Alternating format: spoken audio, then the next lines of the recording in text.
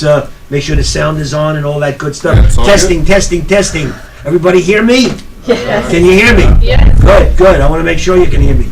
Is it going? Yeah. Good. You're good to go. Thank you very much, Henry. I'll be on. Let's get started. Alan Scher. I apologize. I don't like being 4 minutes late. But this counseling student was harassing me, so I had to harass her back for a few minutes. Just kidding. Welcome to ITL 530. If this class is not the best class you've taken at National, I haven't done my job. So up in my head right now is to make this class the very best fun, educational, learning experience class that you've taken at National, or maybe have ever taken anywhere on this side of the earth. Because that's my personal evaluation, and I lead this class like I would hope that you will pull some things from it to lead your classes. I am a teacher, that's for sure, and that's what I want to be, okay? So the first thing I'd like you to do is on a piece of paper, and the two of you could share one piece and cut it in half. I only need half a sheet only.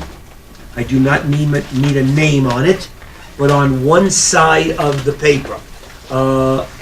Michael, share half with the young lady next to you. What is your first name? Casey. Casey, okay. Marcus and Eric, you share one piece, please. Let's not waste paper, even though, as you can see, I love to waste paper. You can probably see that, right? Yes. On one side, no names. I shut it down. On one side of the piece of paper,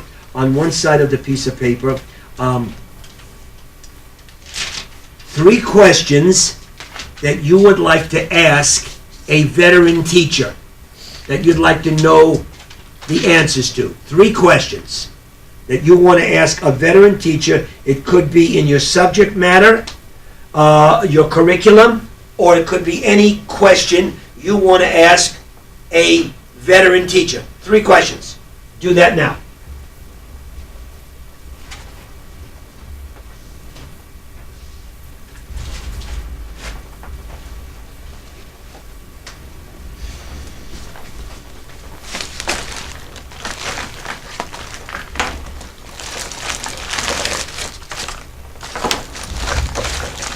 Could be a gen ed teacher. It probably should be a gen ed teacher, but keep on going. Don't change anything you already did.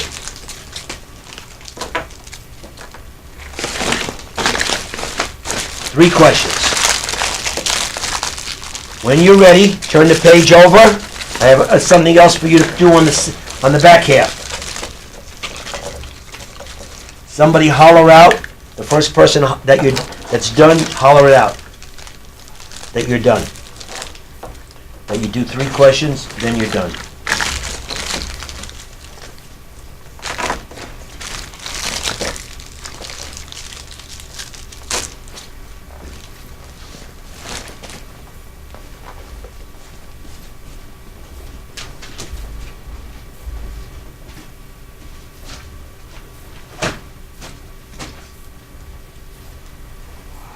On the back half. What was on the back? On the back half now. Turn it over now. It's enough questions. If you only did 2, it's okay. Turn it over. I got one. What would be your greatest nightmare that you've been thinking about, or have had, or will have in the future when you do teach? Something that you're scared about, that you are not sure what the heck to do. It could be dealing with parents, kids, administrators, your clothes, whatever.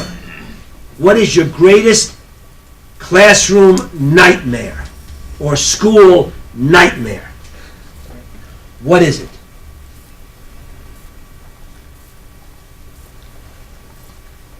There's one student we're missing. But I hope they come.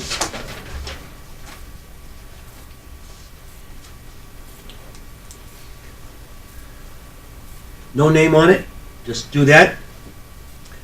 If it's done, pass it down. Gotta be fast here. Eric, you gotta move. You gotta move and shake. All right. This is a move and shake class. Otherwise, we leave you in the background, and we're not gonna do that, are we, class? No. Are we gonna do that? Cannot. Are we gonna leave anybody in the wind? A dopósito. No. No. We're not. But if Eric doesn't hurry, we might have to, Oh. no matter what you say. But that's okay. Thank you. We're waiting for one student, but we can't stop the action right now. Here's what we're up to today. I have a premise for this class, Q-tip. And I don't know how many people have heard Q-tip before. Raise your hand if you've heard about Q-tip before. You have? Just in its. And I don't mean the thing that cleans That's your what I ears, mean. because I use that every morning, That's even what though I you're mean. not supposed to. Q-tip, quit taking it personally. Hey, we're in a tough business, okay? This is not a lot of fun being a teacher. Not really, but in a way it's great. I believe the greatest profession that we're in. We train everybody, right? We trained Obama, we trained Trump, we did. We trained everybody. They're all coming through teachers. So quit taking it personally. Relax. You know, we do the very best job we can. We prepare. We do whatever we can do, but we don't take it personal. You can't. So tonight, we're going to go over the syllabus. You did some questions for the veteran teacher, and you did the classroom nightmare. I like this room because the camera works the best here, and the people who deal with that camera and are in charge of it are, you know, right out there, so they can come in and check it if they would. That would be great. We'll go over the syllabus. We'll introduce each other a little bit. We're getting off to a real start. This is the book. Okay? I'm not going to come to class 5 different times, 4 Wednesdays and a Saturday, and test you on it. I'm not. I don't have the time, and I don't believe in that. I just don't. But this is a good book, and it's a great profession.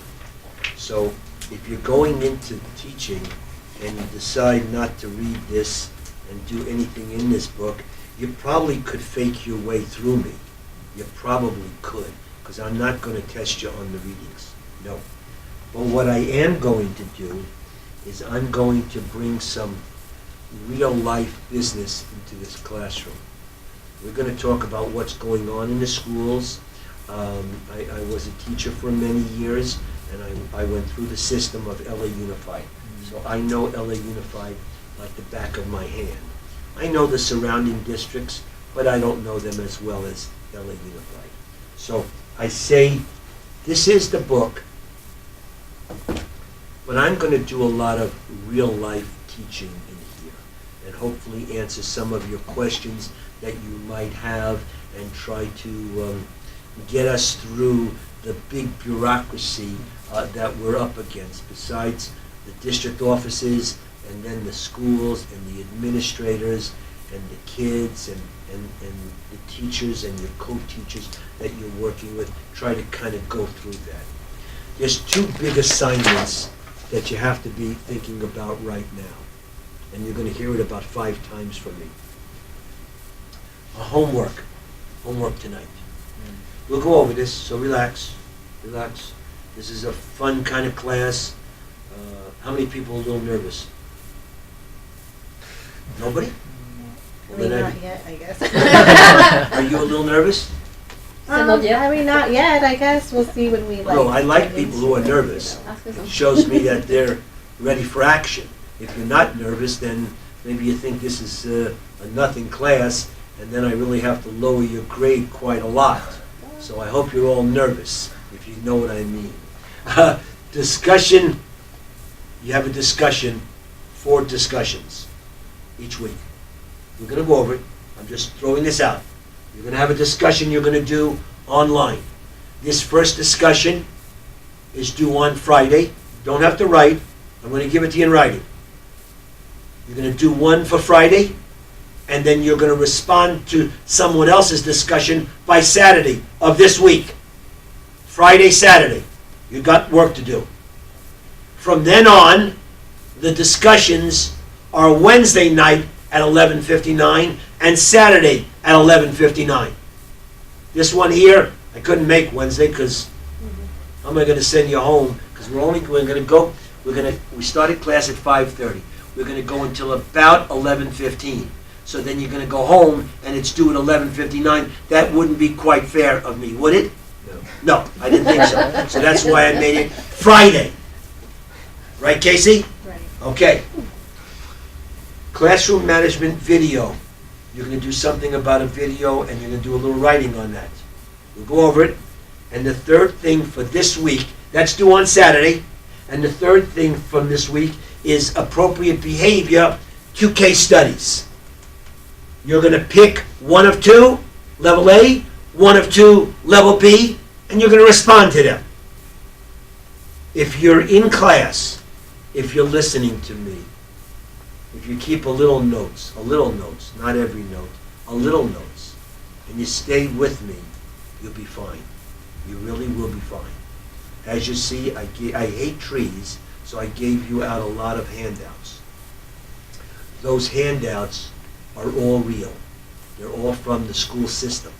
They're all good handouts. You're not going to have to look at them all tonight or tomorrow night, but I believe they're pretty good and pretty valuable. But don't look at them now, because then you won't hear me. Next week, you have a discussion. When is it due? Next week's discussion. Wednesday. What? Wednesday, 11:59. And? Friday. No. Saturday. Wednesday, Saturday. And when? 11:59. Wait. What days is next week's discussion due? Wednesday. Wednesday, Saturday. Wednesday, 11:59. And? Saturday. Saturday at 11:59. Yes. You also have next week a Safe Schools report to do. That's for next week. But here's where I'm leading to. This I think is important. And I say this for the last few classes. Some people just don't hear me. You have 2 things for the future.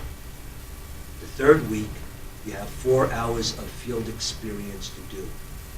That means that you have to pick now, in the next few days, where you're going to do your 4 hours of field experience. Going to a school, sitting in a teacher's classroom for 4 hours, or 2 teachers for 2 hours each, or 4 teachers for 4 hours each. Whatever you want to do. Something like that. I'm not pressing you on how many, but you've got 4 hours of in the classroom sitting, either in your subject matter or someone else's. It's okay with me. So you got to be thinking about that. If you're not associated with the school right now, that's why I'm here. Talk to me. I don't have a school. Where can I go? I'll get you a school. No problem. Might not be next door to your house, but I'll get you a school if we need to do that. No problem. The biggest assignment that you have, that you need to start soon, is the notebook. 25 points. That's the biggest assignment that you will have in this class. They're all important. They all add up to 108 points. There's 108 points in this class, but that one's 25. And that's the most tedious of the one. I'm going to make it as easy as possible. I don't make the syllabus, guys. I don't make the syllabus. Some boss makes the syllabus. I get it online just like you got it online, and I got to follow it. But my job is to make it compatible to your life and to us. And I will do that. I will do that. But you got to be thinking ahead of time about it. This all can be done. I've done this now, 15 years. The assignments have changed. The title of the class has changed. The last 2 years, it's now ITL 530. Whoa, new title. It used to be TED 626. Basically, same class. Basically. So I've done it now for 15 or so years. And assignments are basically the same. Basically. But I say field experience, you got to know where you're going for 4 hours. You can't wait until the third week and think you can do it. You won't be able to. This one here, that's a little bit of work. and I'll show it to you, and I'm gonna help you with it, but you've gotta start it. Okay, let me stop for a second. Any thoughts, any questions? Come on, somebody must have a question, make me feel good. Come on. Yes, there it is. This is Marcus. Yeah, so for the field experience, where do we exactly, were you just sitting in and observing them, like trying to get an idea, but I didn't get asked the teacher? Well, so yeah, what we're gonna gonna- be doing we'll- actually. We'll Or do go that later? over what you need to do. Okay. My point of bringing it out is, you gotta set up. So I just gotta get a teacher, it doesn't matter the subject really? Well, it does matter the subject. Right. If I was teaching science, I probably would want to go to a science teacher. Okay, for But sure. if there was no science teachers that I knew or could find, and someone said that English teacher is a great English teacher, has good classroom control, very knowledgeable, works well with kids, loves kids, disciplinarian at the same time, ooh, I might want to sit in on that English teacher's class too, because teachers throughout the middle of us, we're all the same. We all know our curriculum. We all manage the class. We all are organized. So we're all kind of the same at a school. We are. But if you teach science and you want to be a great science teacher, well, then you find a great science teacher. We'll go over the specifics in a few minutes. Notebook, just want to throw that out again. Be aware. I've had some people, I don't know, I guess they don't hear me. Notebook, got to start it. Is this the notebook? Yes, yes it is. Oh, no. Oh, yes it is. That is, Yeah. no, close that. Close it. Oh, yeah, you're getting ahead of schedule. Don't do that. The notebook, those are hard copies, because the program used to only ask for hard copies. Hard copies. Now, they switched, it's all digital. So now you're going to do that notebook online. Most of you, this is probably your first on-site or hybrid class. Is that about right? Right? Yeah, that's normal. The last 3 or 4 years, that's the way it's been. This is the first class. So we're here 4 Wednesdays and a Saturday. We're here 4 Wednesdays and a Saturday. And then you have an assignment to do during the week. And it's got to be done. I don't want to say I'm a stickler, but on Friday night, I look at the online and I see that it's done, it's done. If I see it's done on Saturday, that's not right. On Friday night, the first discussion is done. They give you 3 discussions. You're going to pick one, and you're going to respond to it. I don't want the video to hear me, so I'm going to talk softer. Cool. The answers are in your head. You don't have to do any research. All you have to do is use your common sense, and the answer's there. I'm not about to take a magnifying glass to your answer and look for dots. I don't have time for that, guys. No. I know, I don't know what you're doing today, but my better half was in a school all day today, okay? She's a teacher. So tonight I'll hear about what's going on. Probably, wait, I'm sorry. Not tonight. Because she's going to get to bed by about 9:15. Because a teacher has to get up tomorrow morning and go to work. Me, I don't have to go to work tomorrow morning. Oh, okay. I'm kind of retired. Nice. I know that some of you might have to be at a school assignment tomorrow. Okay. I want to go back to discussion for a second. Friday night, the discussion is done. The first discussion. The first half of the first discussion.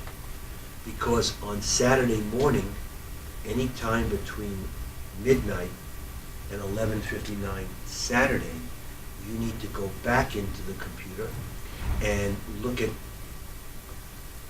one of the 4 other ones. Class starts at 5:30. 5:30? 5:30? Oh, it's at 6 on the email that I got. Well, that's terrific. Well, you sure you want to stay enrolled in the class? I do, actually, if I may. The next time, Yes. on next Wednesday, Okay. it's 5:30 sharp. 5:30 If sharp. they can get here at 5:30, you should be able to. I agree. If you can't, get out. Okay, yeah, Just that simple. I apologize, Dr. Scher. Yes, totally my fault. I'm going to tell the 5 of you, I can't stand people who come late. Absolutely. Okay? I can't stand them. That's our guest speaker tonight. He can come anytime he can come anytime he wants. Did I scare that it? feeling. Did I I had did I that scare feeling. anybody? Did I scare anybody? Did I scare anybody? Yes or no? Yes. Yes. Good. I wanted to. I was going to play that a little longer, but I decided I better not. I don't have time for that because we got things to do and he's got to do some things. I just wanted to scare you a little bit, show you how, Michael, and show you how tough I am. Did I scare anybody? Yeah, I scared you. Sure I did. And that's what I wanted to do. Are all these assignments posted online though? Or do we have to Of write- course. Oh, they are. okay. Everything's online. Okay. Nothing is in space. Everything Okay. is, when you go into Blackboard, it's all Alright, there. fine, alright. And we're going to look at the syllabus in a few minutes. I'll talk a few more moments, and then we're going to switch gears. Teaching has to be fun. And I know some of you are new at it right now. But you got to quit taking it personal, right, Freud? Yeah.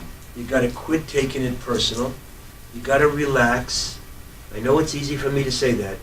I remember my first couple of years teaching in New Haven, Connecticut. I was scared and nervous and didn't know my up from my buffer. You know what? I didn't know anything. As the years went on, I networked a little bit. Other teachers helped me out a little bit. A couple of administrators were nice to me, showed me a way here or there. But now you got to kind of work into not taking it personal and putting in a little bit of humor into the profession and with the kids. The kids don't want some sourpuss up here reading the science thing to them because they could care less about that. And a saying that I want you to hear right now, and we'll say it probably every week, and I'll ask you at the end what it is, and if you don't know it, I don't care how well you did on the assignments, I'll fail you for the class. Failure. Absolute failure. Kids don't care what you know. They don't. They care. Kids don't care what you know until they know you care. That's the way kids are nowadays. As soon as they know you're a decent person, you care, you're open to listening, hearing, instructing, being a parent, because we are in the classroom, as soon as they know you care, now you've opened their heart a little bit to you. And now they're going to be listening to that, I don't even want to say, some trigonometry stuff, some science stuff, some chemicals, O2 and H2O. Now they're going to maybe listen to that a little bit more when they don't know anything about you and they don't think you care about them as a human being. You got a problem. It's going to be a tougher teaching assignment. But when kids know that you care about them, they're going to listen a little bit more and be open to a few things. Okay. So that's important. Kids don't care what we know until they know you care. Okay. Since Freud's time is of the essence, you want to come up, Freud, and Yeah, do your absolutely. thing with the PowerPoint? And I'll still talk a little Yeah, bit. absolutely. Good. I'll talk about Freud for a second. Freud Medina sat in this class in a room upstairs about 12 or 13 or 14 years ago. We've kept in touch. He got his credential. I think he was a TA when you were in the class, is that right? Bilingual paraprofessional, yes. He was a bilingual paraprofessional, not a TA, excuse me. Excuse me, Freud. No, it's fine. I'm sorry, I called you TA. Okay, he was a paraprofessional, bilingual paraprofessional too, speaks Spanish, wow, big deal. Okay, he was in the class, and I could tell I had a star pupil. I could tell in the class that he was going to be a great teacher just by what I could see, hear, and his work. I could tell that. When you go into the classroom, how many of you were in a classroom today teaching? Raise your hand. 2. 2 out of 5. Okay. So what do you teach? I'm an assistant teacher in 4th grade. You're a TA. TA. TA. 4th grade? 4th grade, yeah. 4th grade. But they split the class, and then I end up with half the class anyway. So I'm not a full teacher. You're doing a little teaching. A little. Yeah, that's what happens. As a TA, you do a little teaching. If I was the teacher of your class, I'd have you doing some teaching too. Because I would hopefully have talked to you. I've gotten to know you as a TA, and I know you're going into teaching. I'd give you some experience. A good teacher would give him some experience. What school? Los Encinos. Who? Los Encinos. Where is it? It's a private school right about Balboa. Encino. Yeah. Yeah, I've heard the name. Where are you? In Glendale. Glendale. Yeah. What school? It's a Franklin. It's a German immersion school. It's a German immersion. Immersion. Immersion Very school. emotional sometimes. What do you do there? Yeah, I I'm hear a you. TA2 for 4th, 5th So- split class. 2 TAs, and the 3 of you, what do you do? I mean, like, well, it's spring break right now, so that's why I'm not doing anything right now. What do you do? But But I'm doing it. I'm an instructional assistant in math, so I teach. I just kind of like tutor calculus and everything. civil engineer to be. Oh, really? And Yes, then we I'm talked a- about it. yeah, we Yes, this is talked a civil about it. engineer right here. Okay. Go ahead. What do you do? Substitute teaching right now. Good. It's a great experience. To bounce around to different classes and different schools. Where were you today?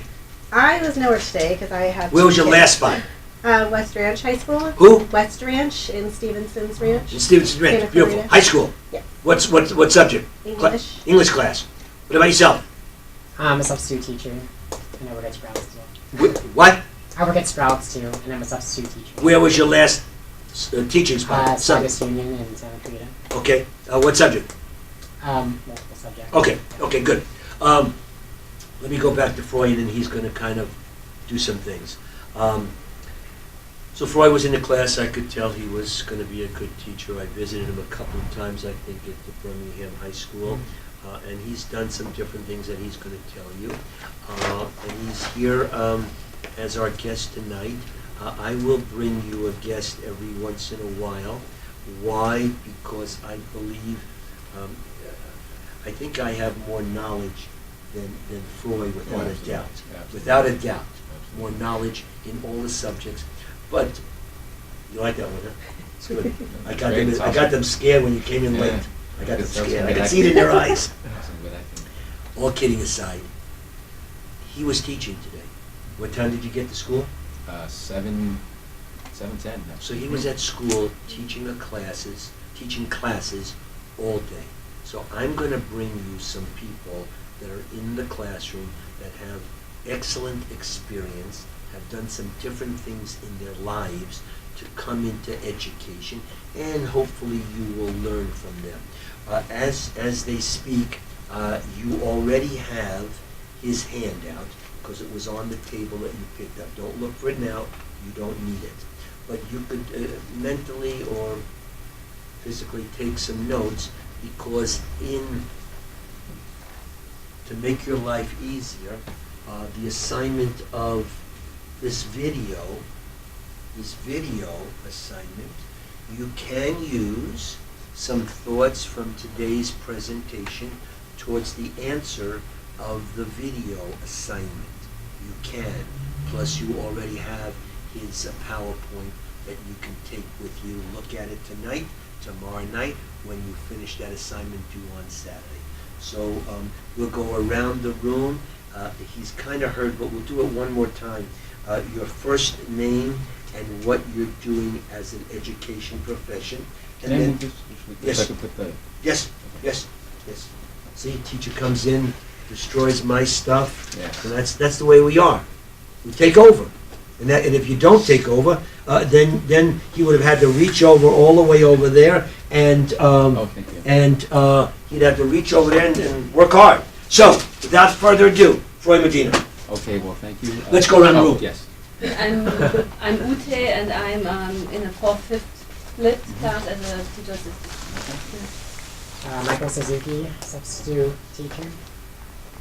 Hi, Casey Watanabe, and I'm a substitute teacher. Marcus Suzuki, and I'm an instructional assistant at a college right now. And Eric, and I'm just a TA in fourth grade right now. You said you're on Balboa. I think you're close to Birmingham, I'm assuming. Well, it's at Ventura. Ventura. Yeah, we're close. Okay. We're at Victory on Balboa. It's Oh, okay. can't miss it. It's pretty Yeah, big. gotcha. Okay, as Dr. Scher mentioned, my name is Fred Medina, and I've been teaching 9 years, I want to say. One thing that I've learned about teaching is that it's not an exact science at all. I want to be the type of teacher that I'm 20 years in, and I'm still learning. There's a lot of teachers now that you're going to run into that they've been teaching for a while and they think they know it all, and then they sort of, right now we're having that issue with technology. There's a lot of older teachers that they're not using technology, so they don't want to implement it, but it's kind of the way we're going. So as an example, just a little bit about my background. I was a civil engineer for the city of LA. The city of LA made it really easy for me to actually stop being an engineer for them. I missed tenure by a couple of months. It was when the recession hit, so they kind of had to let me go. They did everything that they could to keep me, and so I was unemployed for 2.5 years. Yeah. At some point, eating and having a roof over your head becomes important. So people told me, you know math, so why don't you actually become a tutor at a, and these are teachers that are telling me this, become a tutor at a school. Of course not. I don't like kids. Why would I want to be a tutor? And Karma is kind of I won't say the word, but it's and so anyway, so finally, after complaining and I don't want to do this, I finally bit the bullet. I went on EdJoin. Long story short, I applied for 3 schools. All 3 of them were close to where I live. I don't live here in the valley. I live on the east side. I live on Commerce, California. And so I applied. None of them called me back. There's a term, I guess, that I didn't know at the time, that it's overqualified. And I didn't know. I really felt kind of had a complex. It's like, why won't anybody hire me? And I applied for blue-collar jobs. I've never been the type of person that, I have a degree, so I can't know. Hey, when the point gets tough, right? So no, nobody called me, and finally, once somebody told me you're overqualified, no company, blue-collar company is going to want to hire you, and then you bail out on them, because they're going to spend money on your training or whatnot. And then finally, I said, I'm going to do it one more time, and I went to the library because I couldn't afford Wi-Fi at home because I was unemployed. So I went to the library, I went online, and I applied once again to EdJoin, and I saw this school in Lake Balboa. Apparently, we're in Lake Balboa and not Van Nuys. And it was Birmingham. I said, well, what the hey? It's the only school that I met the criteria, bilingual, they need a bilingual professional. To my surprise, the next day I get a call from them if I could come in. This was during the summer. If I could come in and teach a class. Okay. I went there for the interview, and by teaching the class, it meant you're in the class and they give you about 5 minutes and just see whatnot. I did that, and they said, okay, we'll call you back. We want you to come back the next 2 days later for tutoring. Because my job was as a bilingual aide. What you do is EL kids, they put them in gen ed classes, but you have bilingual aides sort of shadowing them wherever they go, right? Since I was a math guy, I kind of shadowed the kids in every math class. So they said, we want you to see how you tutor. So I asked, why is it that you want me to teach? Well, you're going to tutor, so we want to know exactly how you deal with kids or whatnot. So anyway, so I went and I tutored, and they basically said, okay, the job is yours. However, you have to give us your word that you're going to be with us for at least a year, because we don't want the recession to lift, which it didn't, and you leave us high and dry. I'm like, okay, gave my word, because at that time, survival is a thing. And so I did. My first year there, I fell in love with teaching. I fell in love with teaching. I fell in love with education. Let me rephrase that. I fell in love with education. I had a lot of teachers come up to me and say, like, you know what, you're great with kids. Why don't you actually become a teacher? No, this is just temporary. I'm not going to do this. No, you gotta be kidding me. No, I'm going to be an engineer. That's what I was called to do. And no, that first year, there were some teachers that gave me a shot to actually teach classes, just maybe teach section 8-3 or whatever of the book. I did, and I just loved it. And finally, and we're going to talk about this maybe in detail, I made friends with one of the assistant principals. At first, I didn't even know she was an assistant principal. It was just a lady that we actually where the bilingual aides, where we actually tutored, her office was in the same building, so she would come out, we would talk, this, that, and the other, became friends with her. And later on that year, that first year at Birmingham, she actually said, you should apply as a teacher next year. Back then, you could get away with being in the classroom without having a credential, as long as you were in a program or an intern. I'm not really sure how it works now, but now I think they're very stringent. So she said, you should apply. I'm like, okay. In one out. How does it go? In 1 year, out the other. Yeah. I didn't take it serious. I'm like, they're not gonna hire me. Anyway, second time, she told me again. She told me again, you should apply.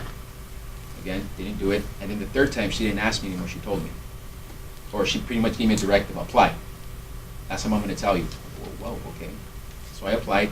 What I didn't know was that the following year, school year, a teacher was going to leave. She had pretty much given a resignation, but she was going to be working there for 2 weeks at the beginning of the year. And I think it was so that her insurance would cover, I guess, X amount of months or whatnot. I don't know exactly how it works, because she needed to move and go teach at a school closer to her home because both of her parents fell ill. So she needed to be close by. So I applied, and I didn't have an interview. They pretty much called me into the office, and they pretty much said, the job is yours if you want it. Yes, of course. Yeah, so, but we want you to shadow this teacher for 2 weeks so that the students know exactly who you are, so when you start teaching, you're just not, So I shadowed her for 2 weeks, and the rest is history. I took this class, and this was actually one of the best classes that I took. I didn't even know what classroom management was. I heard people talking about it and this, that, and the other. I didn't know what it was. It turns out that classroom management isn't just you being strict and the kids working. Dr. Scher has said it right. If the kids don't like you, they're not going to want to learn from you. And we're going to talk more about that. Please feel free to ask me any questions. As a teacher, I don't like doing all the talking. I like my students to engage, so if you have any questions, feel free to stop me. If you have any comments, absolutely feel free, because I'm not just here as a guest speaker, I'm actually here as a student. I want to learn. I want to see what I could actually pick up along the way. Okay, okay.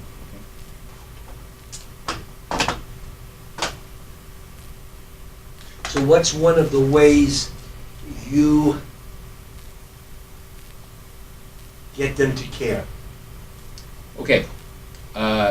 You want me to say it now, or I'll answer that question. Good. Well, As long as you get to it at some Absolutely. point. Absolutely. Okay.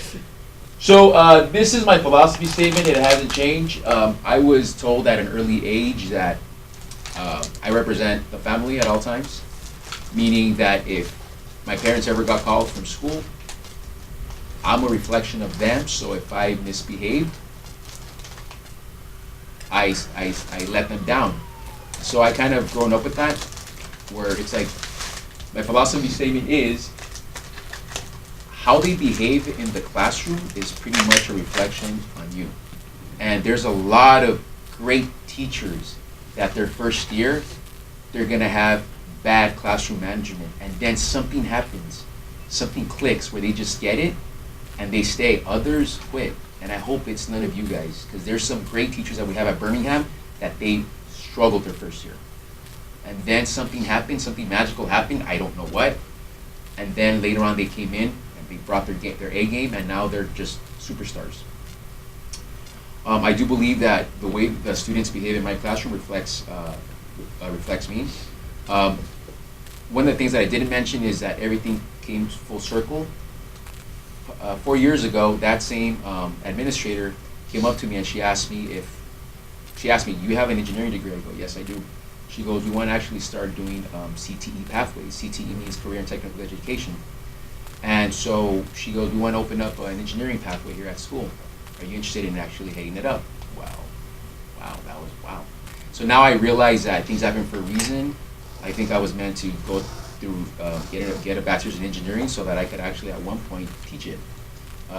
Obviously it's introductory courses. The good thing is that they are actually college courses. We have a articulation agreement with LA Valley College, so the kids are getting college credit, so everything worked out. Okay, also, so the social contract. Let me tell you what that is. I mean, you can read the questions out there. The social contract is 3 questions, and we do. I spend the first day of school with the social contract. That's how I start every single year. I don't do the curriculum.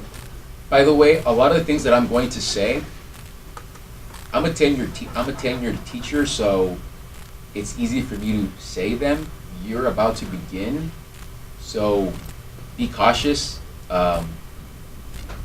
Be cautious, because I mean, a lot of things that I do, I could get away with them, and the reason being is because people notice, and I will explain what that means later on. So I want to piggyback on that. Mhm. I'm going to kind of throw out some thoughts as Freud does some things. Did everyone hear what he just said? You guys are rookies. Keep your mouth shut. Mind your business. Don't raise no hell. Don't bring a red flag in and think you're in charge and you're an activist. The first few years, be quiet. Listen. Learn. Yeah.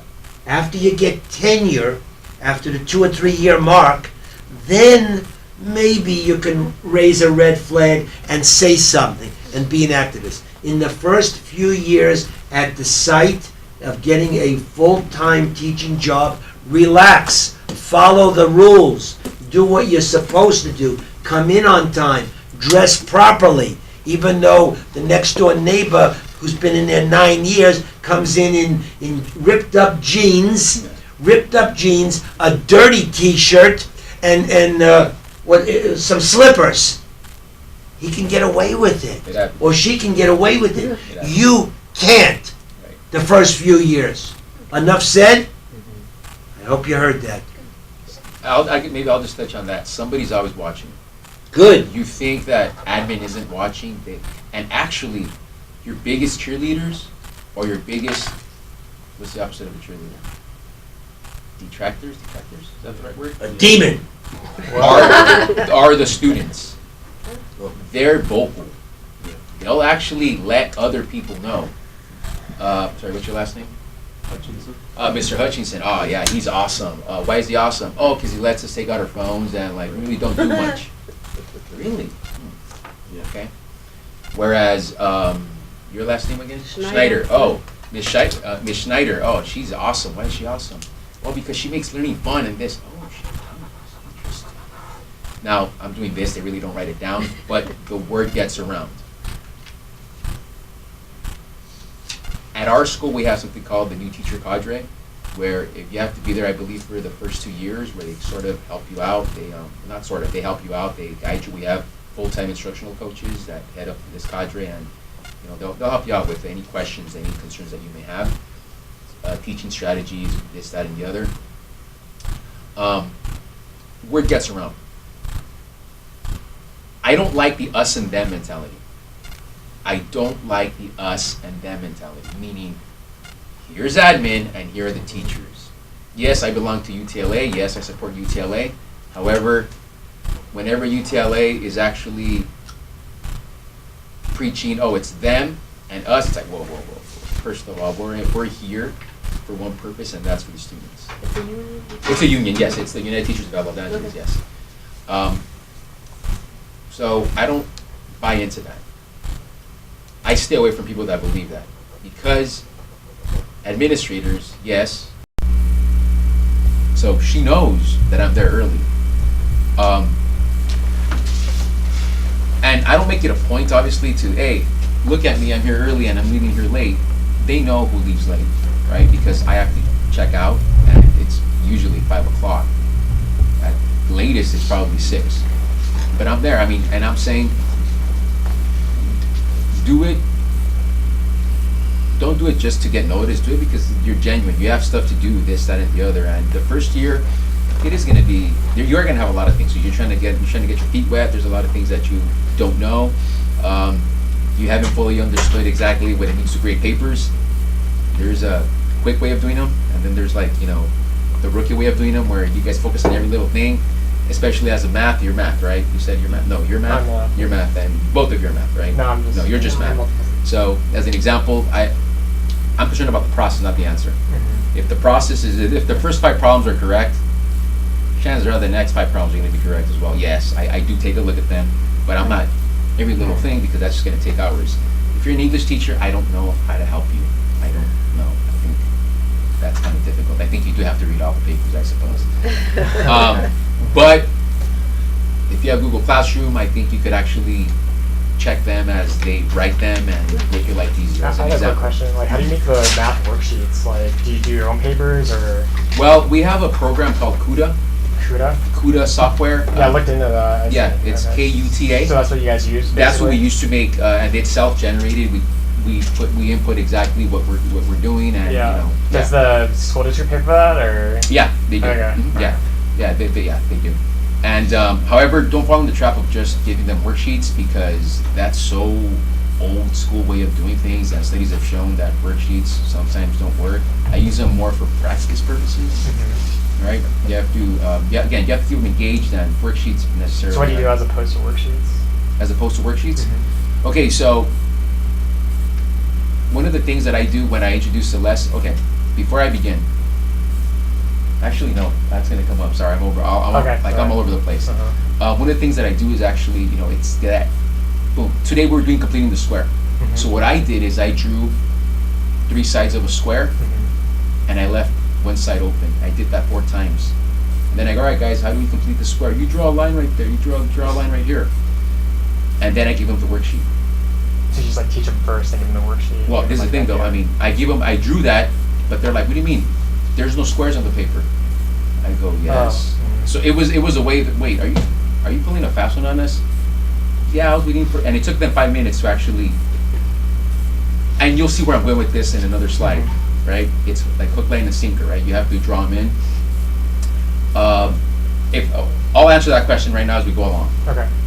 So the social contract really quick is 3 questions. The first question is, how do you want me to treat you?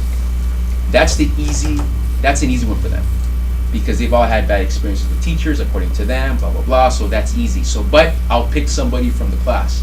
I'll say, Casey, can you be the scribe? Casey will come up, because it can't be in my handwriting, because now they could say, well, that we didn't say that, and you wrote it up there. No, so Casey has to do it up there. She comes up the first day of class, and I say, how do you want me to treat you? And it's not sentences or a paragraph. They're just bullet points. How do you want me to treat you? However, the only rule is that you cannot say the word respect. You cannot say it, because that's the first thing that people want to say. How do you want me to treat you with respect? Okay, well, we'll see. Bullet. How do you want me to, fair? Okay, Casey, what does fairness mean to you? What does it look like? And then Casey now tells me. Or Marcus, how do you want me to treat you? Well, I want you to be patient. All right, what does patience look like? And so it's not just them giving me words. It's I want them to tell me so that the rest of the class knows what they're talking about. Second question, and it's a little bit harder. How do I think I want you to treat me? A little bit harder, because now they're like, wait, you have feelings too? Yeah, I have feelings too. I'm a teacher, right? I'm a human. And they'll think about it, and then they will say, you want us to be, on time? Yes. Put that up there. What does that mean on time? Ute, it means that when the bell rings, we're seated. Perfect. That's exactly what it means. The third question: how do you want to treat each other? So the first question is from me to them. The second question is from them to me, and then it's across the board. Now, what I put up there is everybody is accountable, including myself. Everybody. I'm not of the belief, do as I say, not as I do. No. If I'm going to be the role model, if I'm going to be the leader of the classroom, I have to lead by example. So if, for whatever reason, one day I hear some noise and I go, Eric, seriously, man, stop talking. Mister, it wasn't me. It was Marcus. And Marcus says, yeah, Mister, it was me. Eric, I apologize. I am so sorry. Or Marcus could be like, Mr. Medina, or let's assume that Eric is talking to me, and then for whatever reason I look away or I look at my screen. Marcus could say, Mr. Medina, it's kind of rude. It's in the social contract. Eric, I apologize. You're correct. You have my undivided attention. One of the hardest things for humans to do is to apologize. The older you get, it seems like the harder it is to do. I apologize on a daily basis. I mess up. I apologize to my students. I apologize to my colleagues. Okay, And so once that happens, they finally asked me, Mister, why couldn't we use the word respect? Well, respect is such a broad term. It looks different for different people. In some cultures, if I look at you right in the eyes, I'm insulting you. In other cultures, if I look away, I'm insulting you. So the thing is, respect looks different. At the end of the day, I tell them, okay guys, this is what respect looks like in our class. That's how you couldn't use it. It means different things for different people. But in this classroom, that's what it looked like.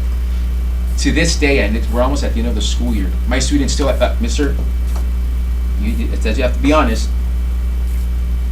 right? Because sometimes I try to pull a fast one on them, try to joke with them or whatnot. It's like, guys, we have a quiz today. No, we don't. Yeah, I told you yesterday. You have to be honest. Okay, you're right. We don't have a quiz today. Okay, it's that type of thing. They hold me accountable. I hold them accountable. As an example, wait, what's your name? I'm sorry. Can you turn your card this way so I can see it? Yeah, Michael. Michael. Michael, you have to be prompt. Why weren't you prompt? Or at some point, maybe Michael is going to tell me, Mr. Medina, I apologize. I was late. You know what? I have no excuse. Thank you, Michael, for being honest. That's how we actually work in my room. Also, I put one rule: respect is because that encompasses everything that's on that. And I usually do it on one of those huge yellow Post-its, those Post-it posters. And it's there all year. All year it's there. In the handwriting of In the handwriting of the student. Okay. I used to have them sign it, but then it's like, okay, you know what? No. These are the rules. I have to follow them too. So, okay, so then that's what the second bullet is about? Or the lower one? Okay. At some points we forget this. We are the adults in the room. Please don't ever get in a verbal argument with the student, because when you do that, you sort of lost control of your authority, right? You are the leader, you set the example, you become the role model, whether you like it or not. When I started teaching, I thought that I was going to reach every kid. Every kid's going to love math. Oh my God, you know what? Every kid's just going to take calculus and they're just going to love it. I'm going to be like the next Escalante. It's going to be great. No, it doesn't work that way. You know, even Escalante himself had some kids that didn't actually, see him as for the teacher that he was. You're not going to reach every kid, but you are going to reach some kids, and they're going to look up to you. You're going to be their person. Now, here's a disclaimer that I actually have to give you. If you become that person, they're going to come to you with a lot of issues. Some of them are just high school drama. Others may be more serious. At which point, if you actually are their person, their go-to person, don't forget you're a mandated reporter. So anything that they tell you that you're not sure about, as Dr. Scher says, you have to CYA, which means cover your assets, I suppose. I'm not going to use the other word, but yes. Mandated reporter. Michael, what is that? You're required to report anything going on with the child that you're required to report, and that covers a lot of issues. Anybody add to that? He's right. Is it like Eric, can you add to that? That's about what I would have said. Marcus? I think it's like more like child engagement, like reporting abuse type of stuff, right? Okay. You're next, Casey. Yeah, abuse, I mean anything that may be like self-inflicting or some kind of Suicidal? outside- Suicidal? UT?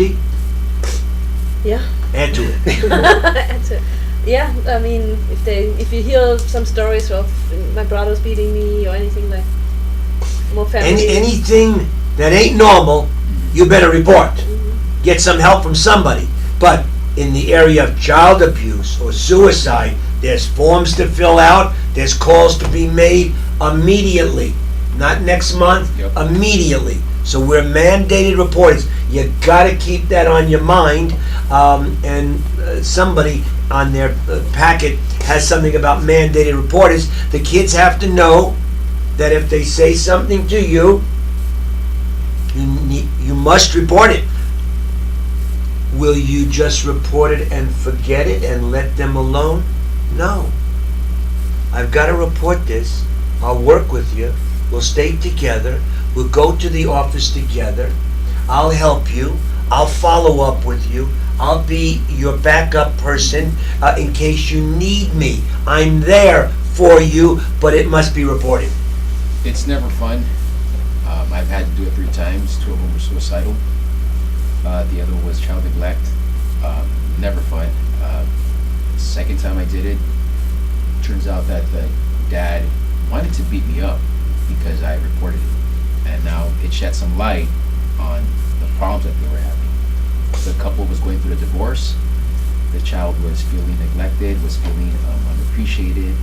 She had suicidal thoughts. Yeah, that's what the administrator told me. Mr. Medina, if he ever comes here and he wants to talk to you, you're not going to do it by yourself.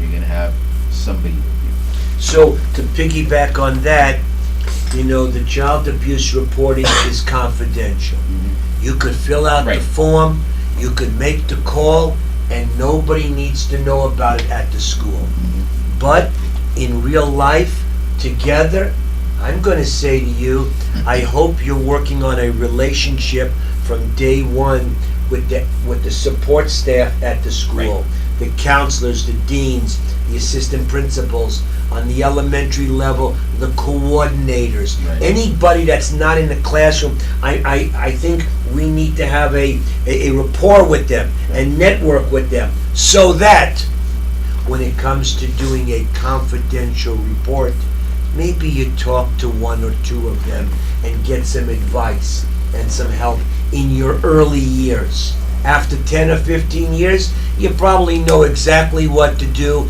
and you can handle it. But even though the report is confidential and the cops might have to go to a home and deal with it, Right.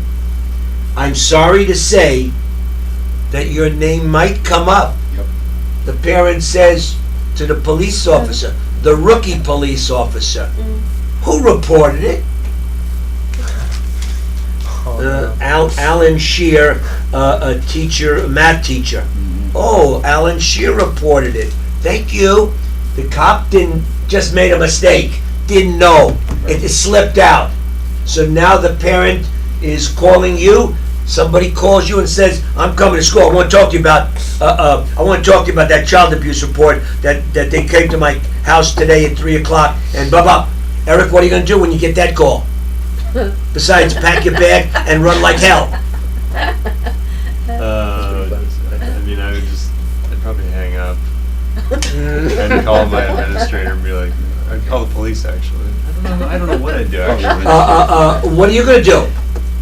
I'd say I'd love to talk to you, but I don't know how some people be talking with me, like with you, like have a team surrounding you.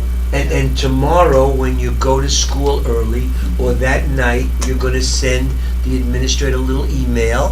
Right. A parent said some crazy things to me, and remember, Mr. Jones, that we filed a child report today at noon, but the parent already got a call at 3 and kind of knows that I reported it. What should we do? I'll be aware of it in the morning.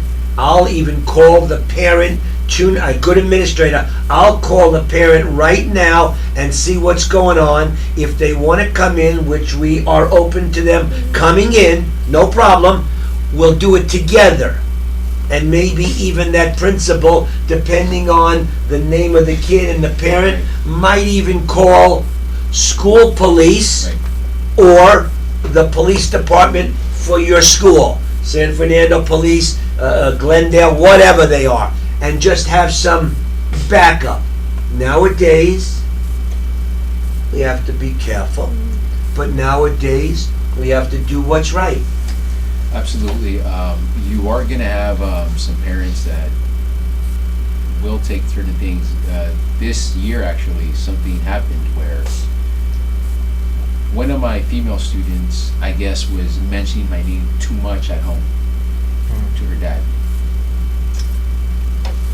The dad somehow let his imagination go somewhere else.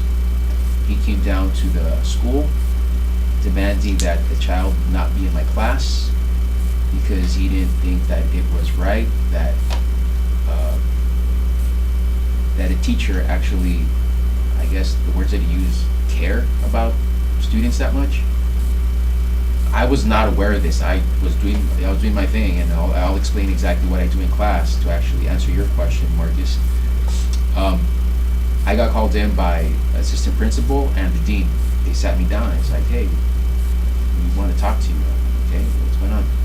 Well, this dad came in here and he's saying, now he didn't say anything. He didn't say anything that was,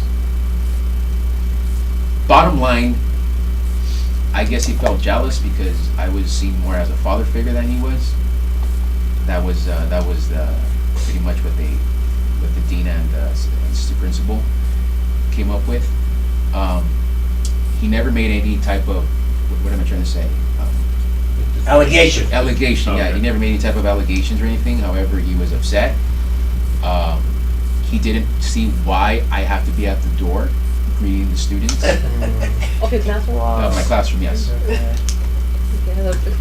He didn't see why his daughter needs to be seated closer to the front of the room. She was 2 rows back, but apparently that was too close. I mean, that was the seating chart. Okay. And what was the third thing? I don't remember what the third thing was. Anyway, it turns out that he had an issue with the entire school, pretty much, with, even with the female teachers for whatever reason. So I took it to that this parent is kind of insecure about his parenting skills, perhaps. What was the bottom line? What did the school do? The school pretty much just said, look, I mean, there is nothing that. Did they change the class? Nope. Good. Nope. Did they have a parent, teacher, administrator conference? Yes, they did. We Okay. sat down, to the point, actually, we sat down. I went there as a teacher, as the educator. I took my laptop, I showed him the grades of how she was performing, and she was superstar in my class. The third thing was that, why is it that Mr. Medina chose her out of 10 students that I chose also to get a recognition as a up-and-coming freshman? She's You getting should be happy about that. exactly. So she goes, why this special treatment towards my daughter? Okay, well, most of the students that I actually it was 6 boys and 4 girls. No, sorry, 6 boys and 5 girls. It was 11 in total. And it was okay because your daughter is a superstar. She gets math. She's awesome. So I don't know what else to tell you. That was the third thing. So anyway, so you are going to get. How'd that conference go? Bottom line at the end. I was told by an administrator and also my administrator and also the principal. She couldn't stay there the entire meeting, but I was told by them, only answer questions, right? When the mediator, who's the administrator, asks you, don't say anything, let him speak, only answer questions directly, and I get why they were doing that, right? They didn't want emotions to get out of whatnot. So that's what I did, and the dad left happy. Like, oh, okay, I didn't know that this was something that teachers do. Yeah, we stand outside of our room. Yes, we promote kids when they're doing great things. And as far as the seating chart, I mean, that's where she sits, and I didn't think that was a problem. I mean, so I guess he wanted her to be far away from me for whatever reason. Yes. So he left content. Content. And what about the student the next couple of days? Okay, Did so- she have anything to say to you or you to her? The student wasn't at the meeting. Right, She okay. was in? She was No, not at the meeting, okay. no. So what they told me, it's like, look, it's business as usual. There should be nothing that changes with, that dynamic that you have with the student, because then we don't want her to What grade Start. level was it? 9th grade. Ninth grade. She's a 9th grader, so we don't want, anything to where she goes and tells her dad, well, Mr. Medina now is not even talking to me or whatnot, so now it's a flip side, whatever, right? So just business as usual, you do what you do. And this is the thing, guys, as first year teachers, second year teachers, you're gonna be observed a lot. I have an open door policy. You could show up whenever you want, not just when it's actually on the books or where they're going to come and observe me. No, I've had administrators, I've had other teachers show. a teacher showed up that I've never met. I know she works there. I know she works there. I just never met her. I don't even know her name, but I know she works there. We have 3,200 kids. We have about 130, 40 plus teachers, so it's a big school. But she just came in, sat down. I didn't even notice her that she was there until, and look, okay. So I just started doing what I was doing, whatever, and she wrote down stuff and she left. I mean, I don't know. What I think happened was that one of the instructional coaches might have told her, just stop in Mr. Medina's class, check out what he does, and maybe that could help you out. So I'm assuming that's what happened. What I would have liked to have happened in this situation I know where you're going. is I would have liked that instructional coach Yeah. to have Email.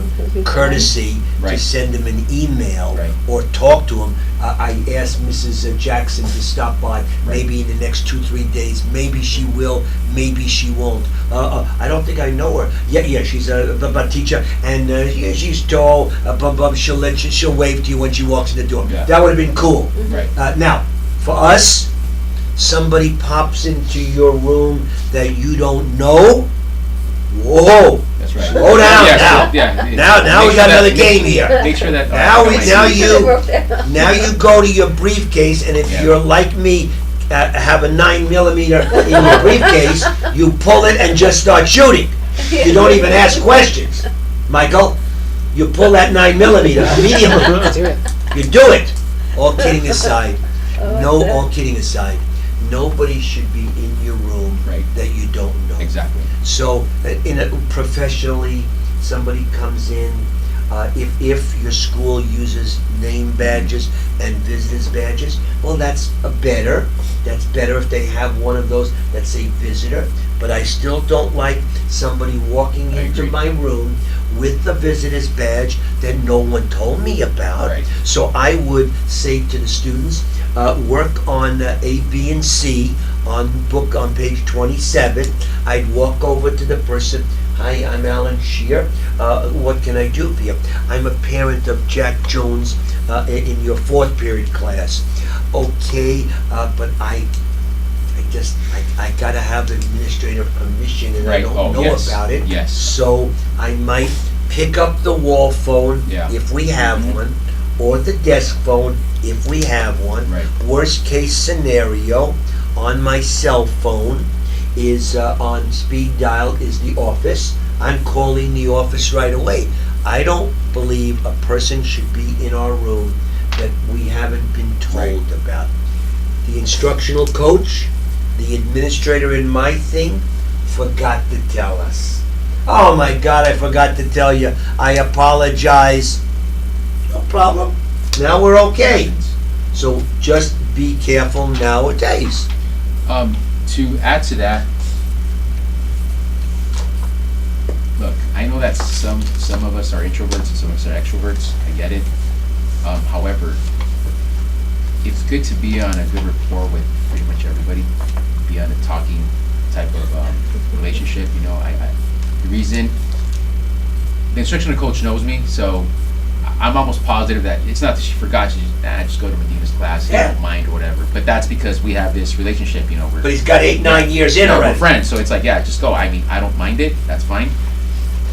But yes, to add to what he said about something that you don't know, the parole officer, because yes, we have kids, we have at-risk youth there. The parole officer, he's no longer there for a reason. He didn't have a badge. He comes into my class, and he basically looks at one of my kids and tells him to come here. I'm like, whoa, Andrew, take a seat. I'm sorry, you are?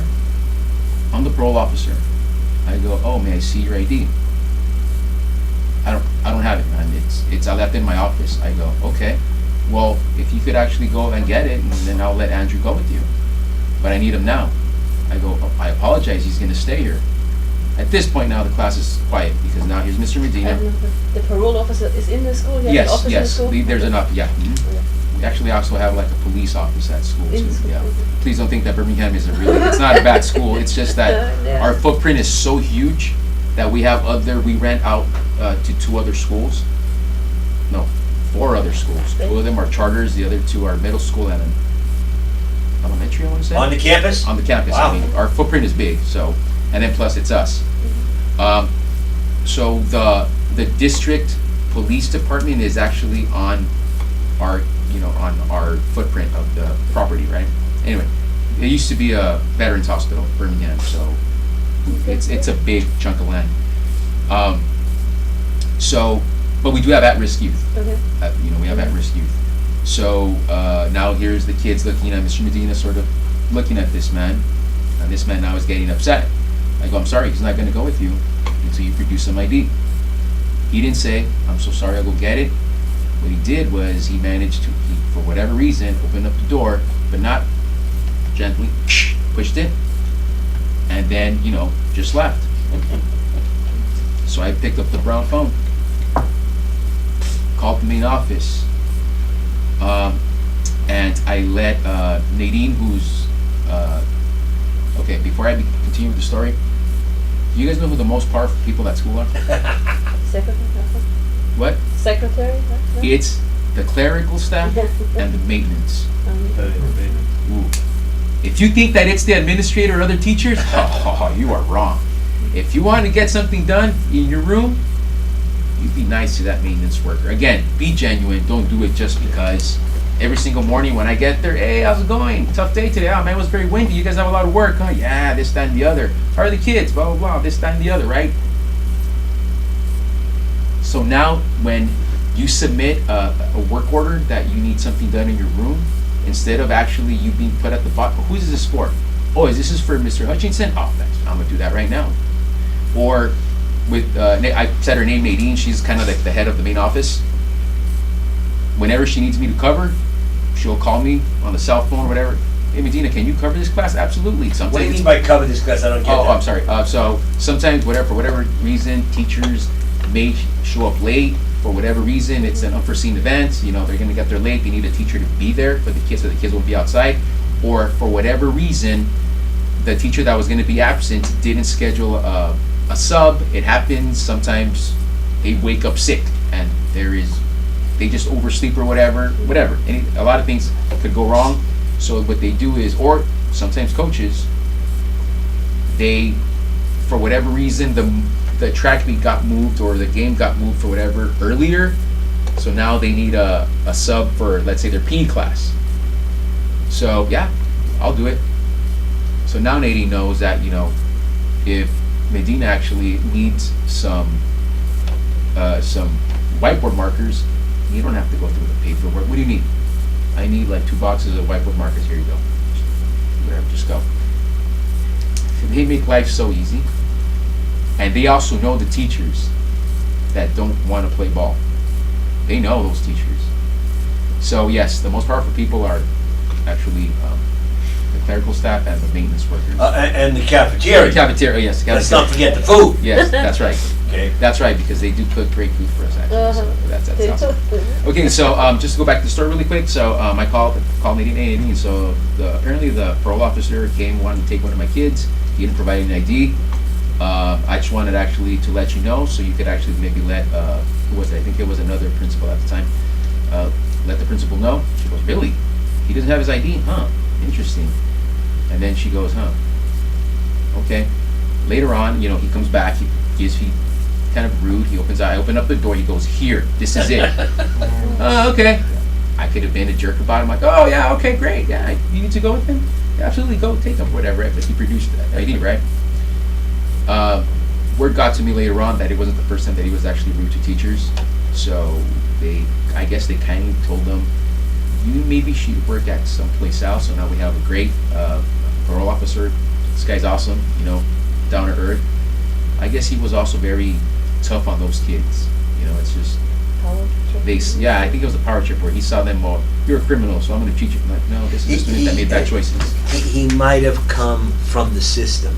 He might have been a probation officer at the hall or at a camp, and he was dealing with very tough kids and wasn't into a counseling mode. Now he gets put into a school when it's a different kind of counseling. You've got to talk to kids and teachers differently than in a camp. In a camp, those kids are tough, and the rules got to be down for the kids at a camp or in a jail. So now he didn't learn that. He didn't learn that. So maybe he will learn it, maybe he won't. Now he's back to the jail system and probably working out fine there. Right.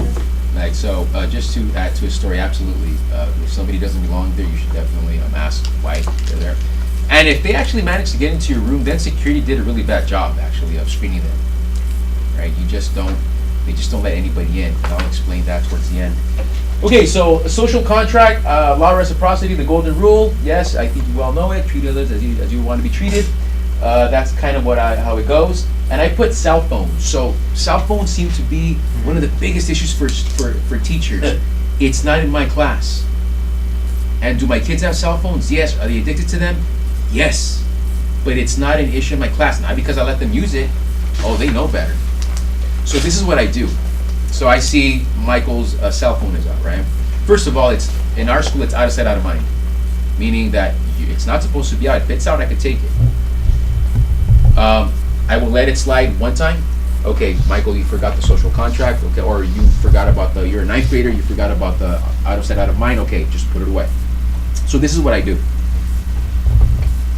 Sometimes the brown phones don't work. We have brown phones. I don't know what color they are in the schools. We have brown phones. Or sometimes somebody needs to get a hold of me. Another teacher, but they're not in a classroom. They're on their way to a meeting, and for whatever reason, they need to ask me something. So they'll call me on my cell phone. Sometimes it's personal. It's a personal call. I have an elderly mom. She's 80 years old. So when she calls more than once, I pick up. So this is what I do. My phone rings, or my phone vibrates, and I'll say, let's say, Ute, you're closest to me. Ute, may I actually check my phone? You're gonna say, yeah, sure. I take it out. Ute, it's a phone call. I need to take this call. May I take this phone call? Thank you. I'll go outside. Well, when I say outside, I'm not far away from the class. I'm sort of at the doorway. I'll make it. Yeah, okay, good, awesome, great, bye. Come back in, right?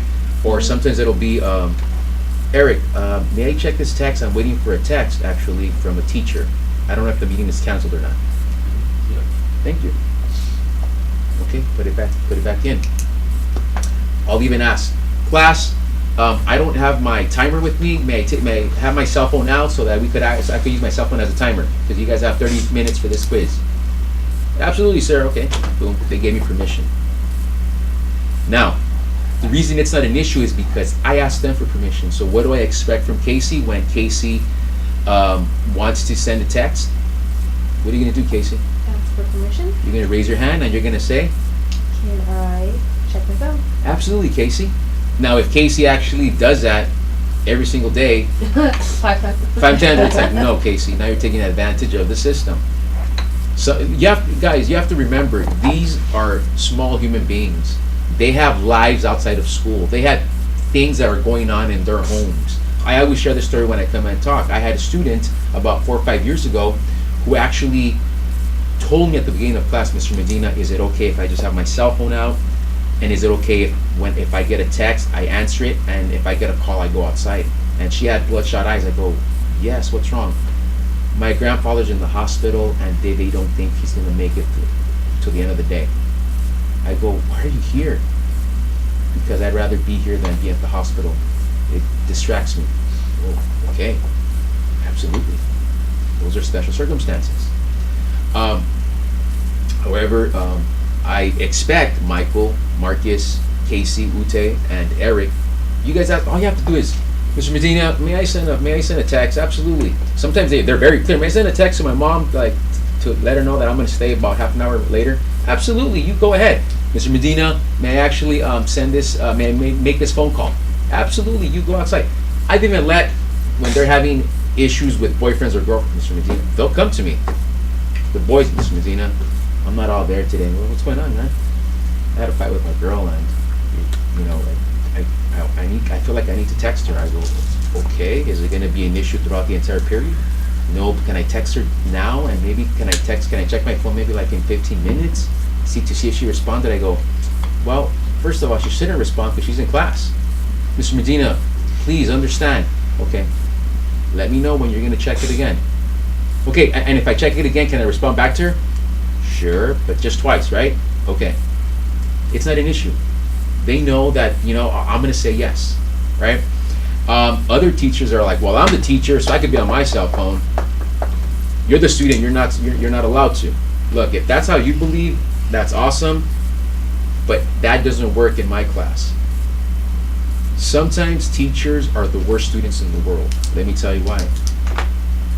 I get angry at faculty meetings because important information is being, shared with us, and a lot of teachers are like this.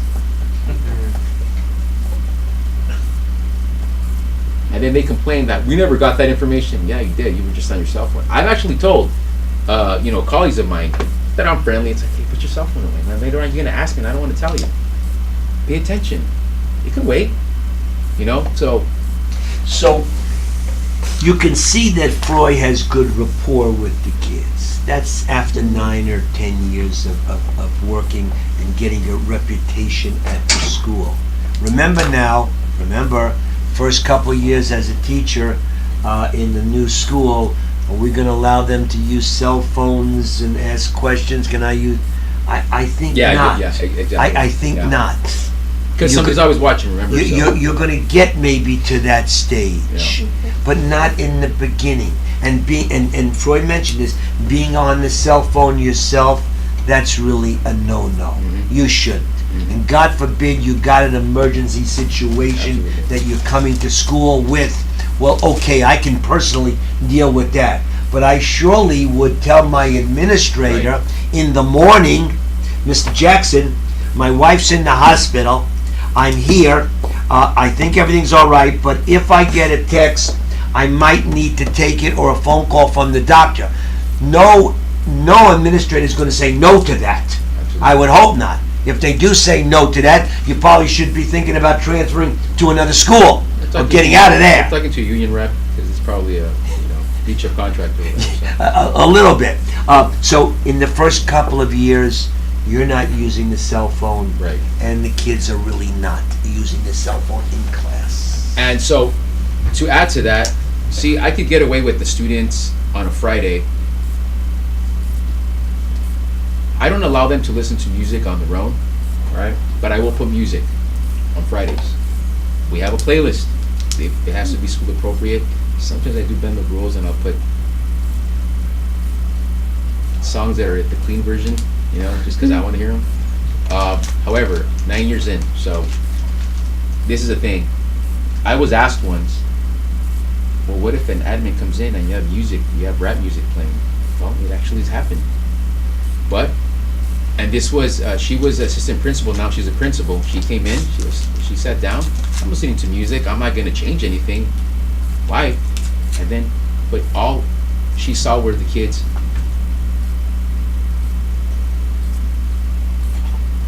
quietly doing the work, listening to music.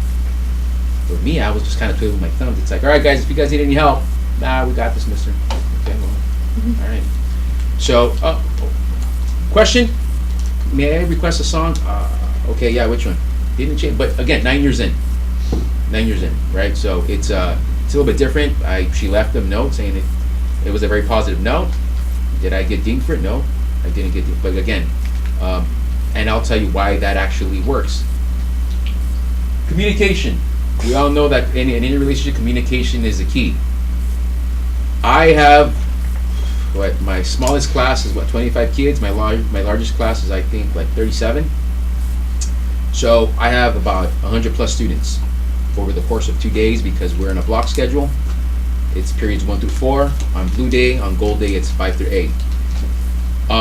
And I know all of those kids because I call it a 2-minute conversation. I greet them at the door, say hello, or for whatever reason, let's assume, who's your favorite band?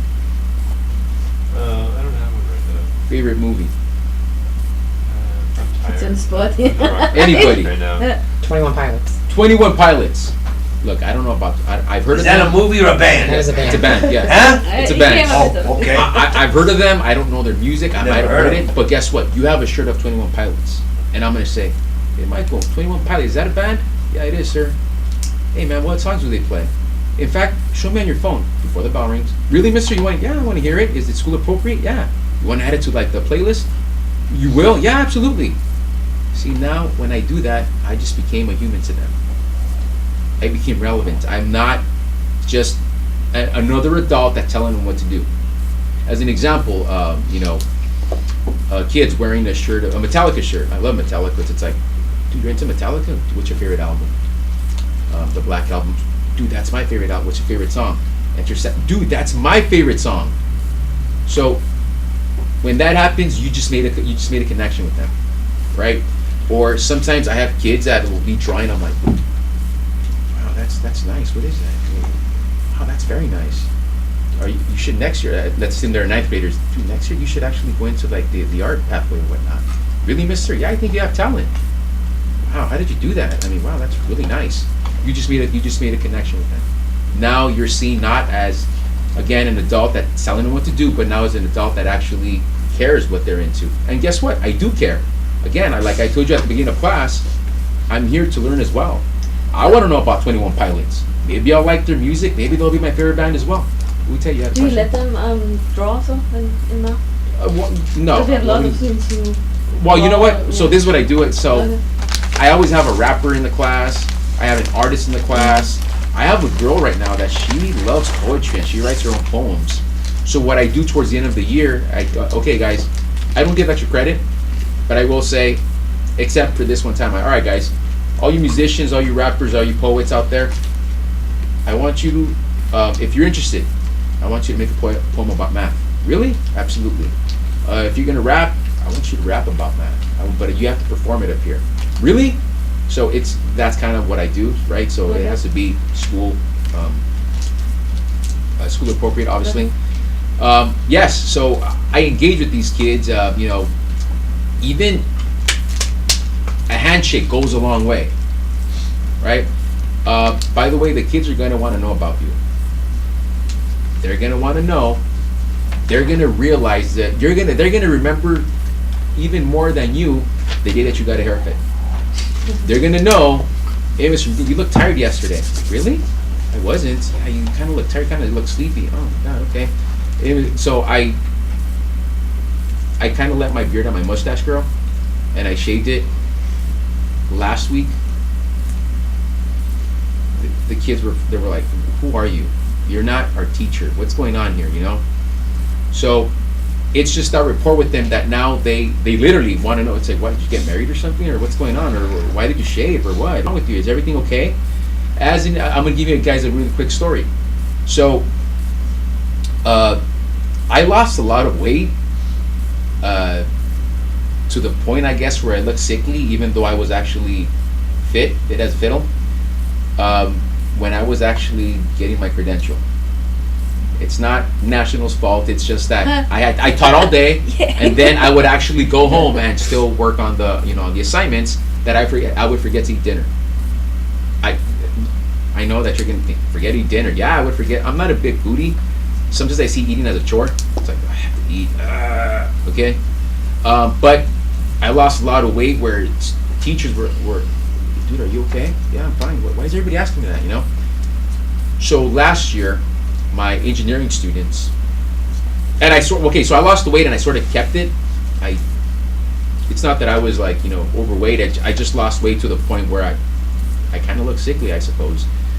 And so my engineering students last year, they graduated. That was the first class that graduated. Here comes Jeanette.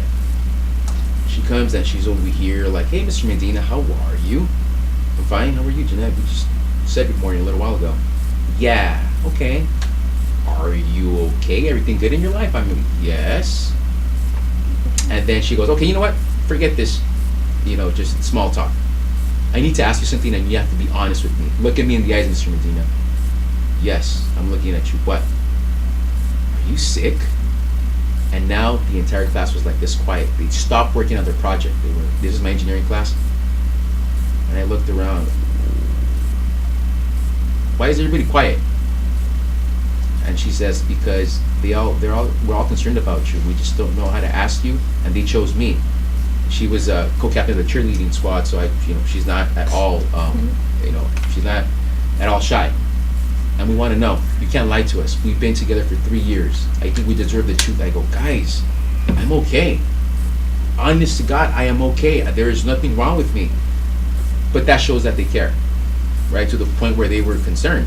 So, and that started because of a 2-minute conversation that I had with each one of them at some point in the semester. I kind of do it the first month. Okay, so I think it was about a month ago, a teacher in the morning was like, ugh, I have to go teach. And don't get me wrong, she loves her job, she loves her profession, but she was having one of those days where she just didn't want to go into the classroom for whatever reason. She was, I have to go teach. And I said, that's the problem. You have to go teach. I'm not going to teach today. So what are you going to do? I'm going to perform.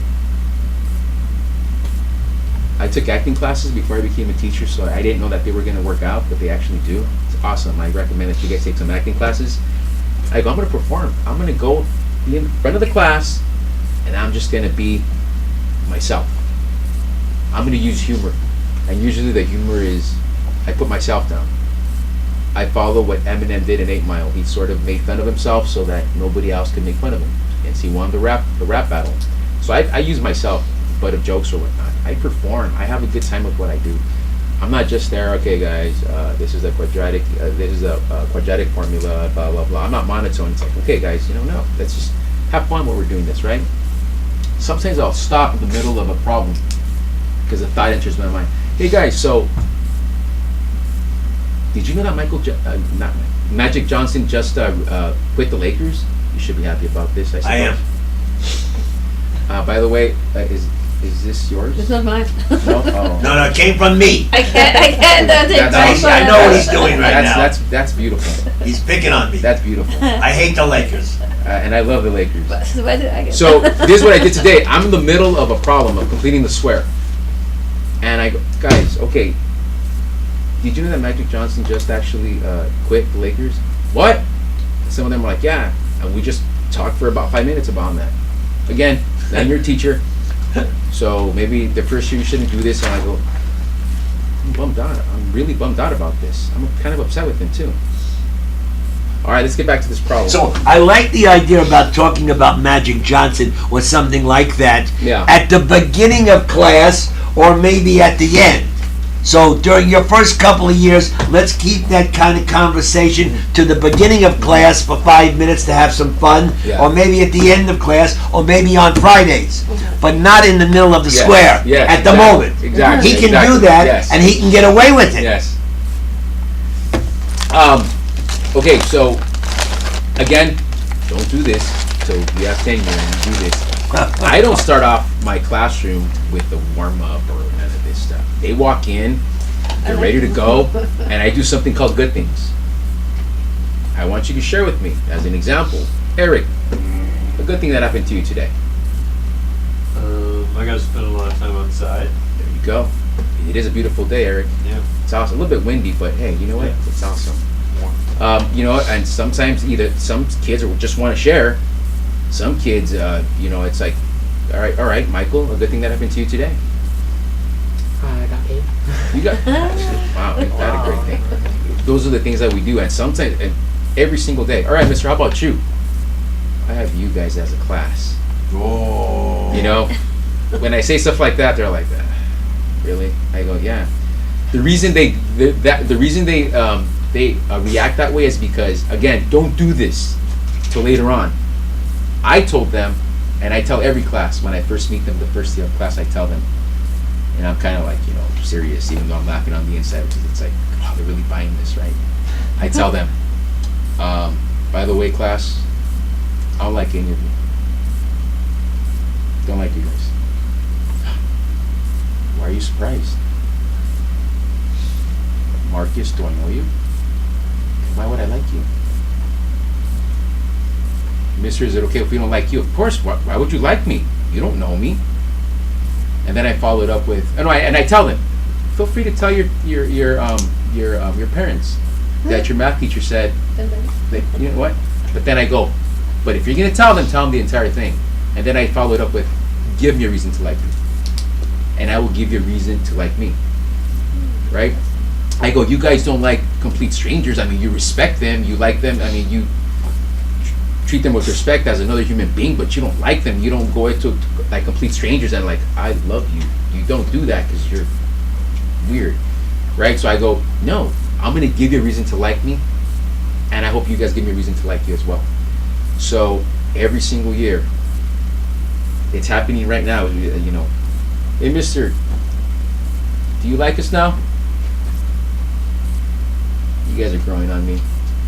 He loves us. He loves. You know, it's one of those things where I go, at some point, I haven't done it yet. I will make, you know what? I do like you guys. Don't tell fourth period about this, okay? It stays with us. I tell fourth period the same thing. I do like you guys. Don't tell third period about this, right? Because that's my worst class. I also tell each class, you guys are my favorite. You know, and they don't know. I mean, hey, this stays between us, right, guys? You guys are my favorite. I don't want to hear fourth period later on. And I usually do that at the end of the year, right? Because it becomes like a sort of like a meme. Is that what it is? No? Is that meme a picture? I'm 42. I mean, I'm not really I'm still trying to figure out Instagram. No? Can a meme be something that is said, or does that have to be a picture? Yeah. Okay, awesome. So it becomes a meme. Good. Yeah. All right. So, and I love this quote. One of my favorite movies of all time is somebody says, "Why so serious?" Anybody? Anybody saw The Dark Knight with Heath Ledger? May he rest in peace. He played the Joker. I'm the only one that watched it. Okay, you should watch that. He says that line. Why so serious? So I put it up there because I perform and I don't want people to just be all quiet. I don't like quiet classrooms. Some teachers, they love it. I don't. It's like, if they're too quiet, I think something's going on. So I want them to talk as long as they're actually working. Marcus and Eric could be talking about sports all period long as they're actually working. Right? Ute and Michael could be talking about, I don't know, current events as long as they're working. I have no issues with that. Yes. How are you gauging how much work they're doing? Well, I'm walking around. I know you can't. You're walking around. I'm walking around. Yeah. And sometimes, so this is what I tell them. If they're doing this, I'll literally go up to them and be like, here, let me help you out with this. Yeah. Got it? Awesome. I'm sorry, mister. It's okay. Hey, you love the conversation. Or sometimes I'll jump into the conversation. It's like, what are you guys talking about? Well, about this. I know, right? I can't believe that happened. Sometimes it's like just drama. I go, she said what? Oh my God. That's not right. Right, mister? It's not right. I don't know. Do I have this student? No, mister. It's like, yeah, I don't want to have this student either. Yeah, you know. I get into the conversation. I go, all right, guys. Yeah, now let's get back to work. All right, mister, we got this, you know. So that's kind of how I do it. I have this Fitbit, and it's pretty cool because it tells me how many steps I actually take.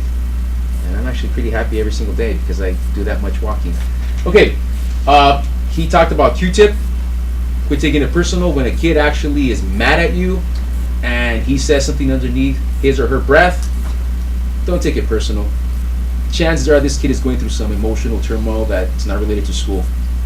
At that moment in time, the quadratic equation is the least important thing in this kid's life. Don't add to it. In fact, be there for the kid. It's like, hey man, look, I have kids stay after class. Hey, you mind staying after class? Yes, what's wrong? What's going on? You're not yourself. I don't know, mister. I go, look, you don't have to tell me, but you know I'm here for you, right? Yeah, mister. Okay, all right. Hopefully today's a better day. A little pep talk, right? Quit taking it personal if you have okay, so I was told that teenage girls are, and yes, as a teacher I could actually attest to that, when teenage girls are actually mad, they are mad. Okay? I've had teenage girls that have actually given me attitude. Yeah, look at them like, I'm sorry, mister. I'm sorry. I'm just not having a good day. Okay. All right. Just be careful. You know, I have feelings too. That type of thing, right? So don't take it personal. Don't get like, you said what? I don't allow profanity in my classroom. And you know what? And it actually takes a while for for kids to actually know that. But they catch themselves, and that's when you know that you're making a difference. When they say like, what? I'm sorry, mister. I've had kids when I'm walking, going to an office or whatever, walking on the hallways, and they see me, and one of their friends says, hey, F and this. They're like, don't, Mr. Medina, he doesn't like people cussing.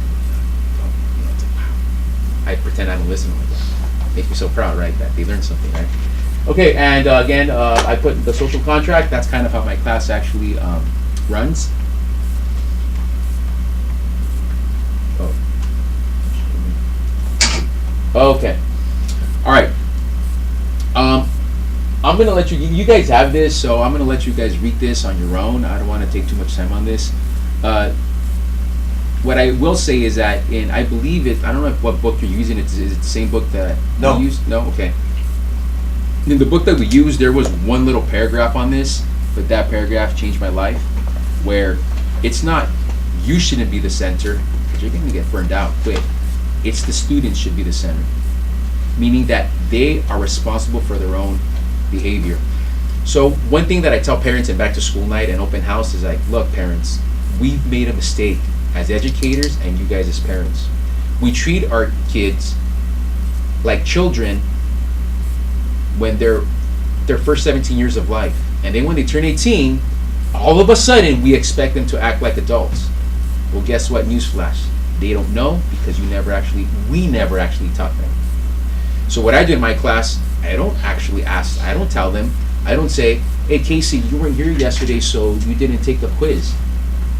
Oh, Casey knows that, Mr. Medina, I wasn't here yesterday, may I take the quiz?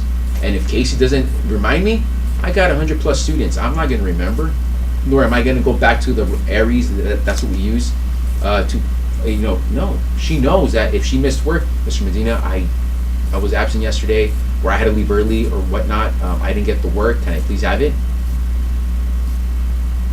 Because the way I see it, I want them to be responsible, I want them to help hold themselves accountable for what they do.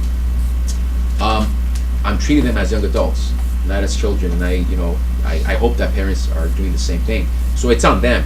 They're the center. It's up to them to actually realize what they did wrong, how to fix the problem. I'm there as a guide.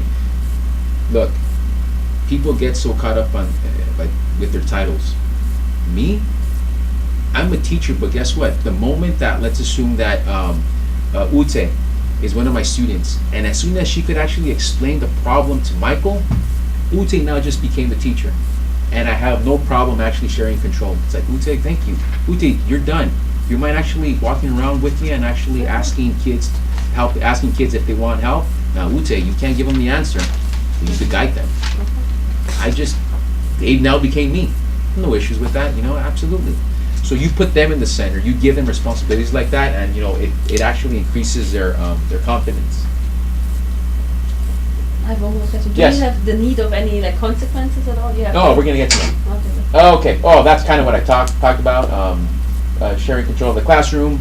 I have no issues. It's their classroom, right? They made up the rules. Mhm. I have to follow them. So that's kind of where that goes. Privileges and consequences.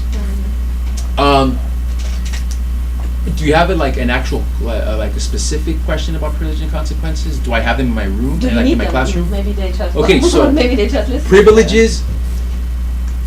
I try not to break school rules. Try, sometimes I do. Which what I said about the music or whatnot, right? Sometimes in my engineering class, as an example, we have 25 laptops.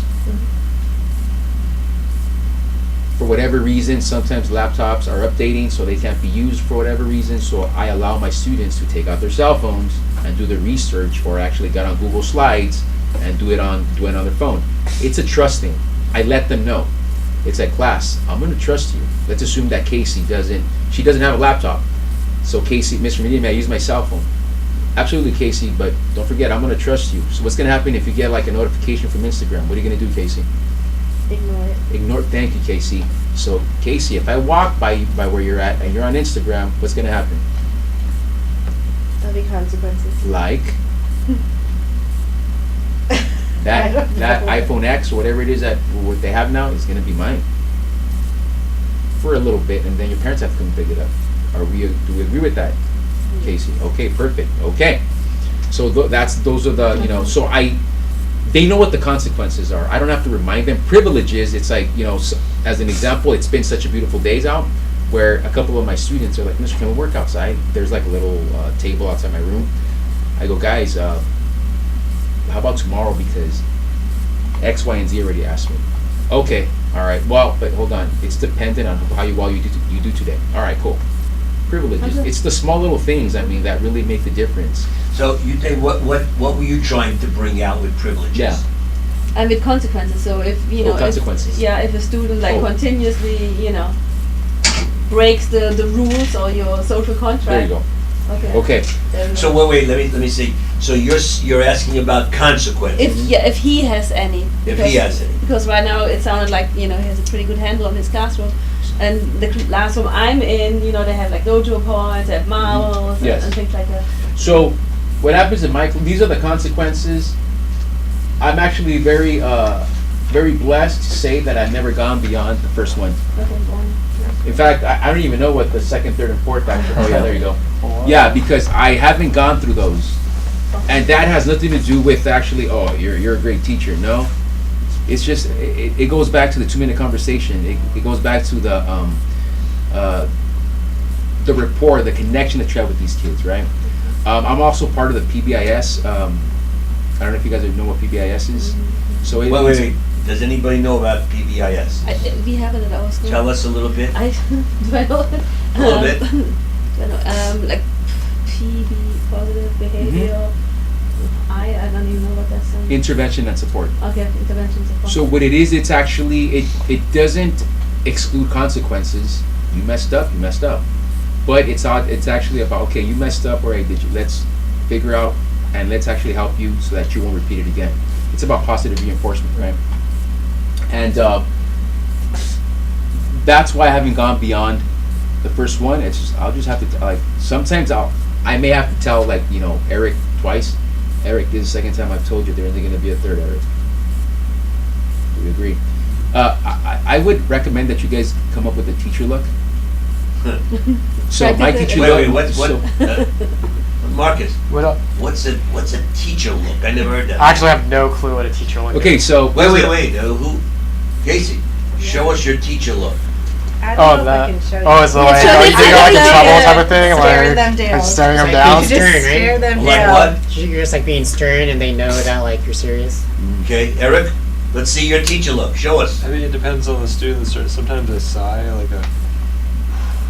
or sometimes I'm looking at them and just confused. Sometimes a confused look, like you're trying to figure out. Okay, so it could be a whole bunch of different looks. Yeah, there could be many looks.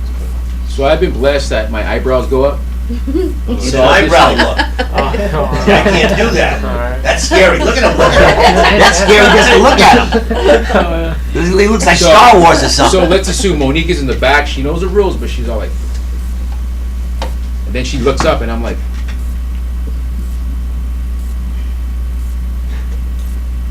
of course, when you do that, students are like,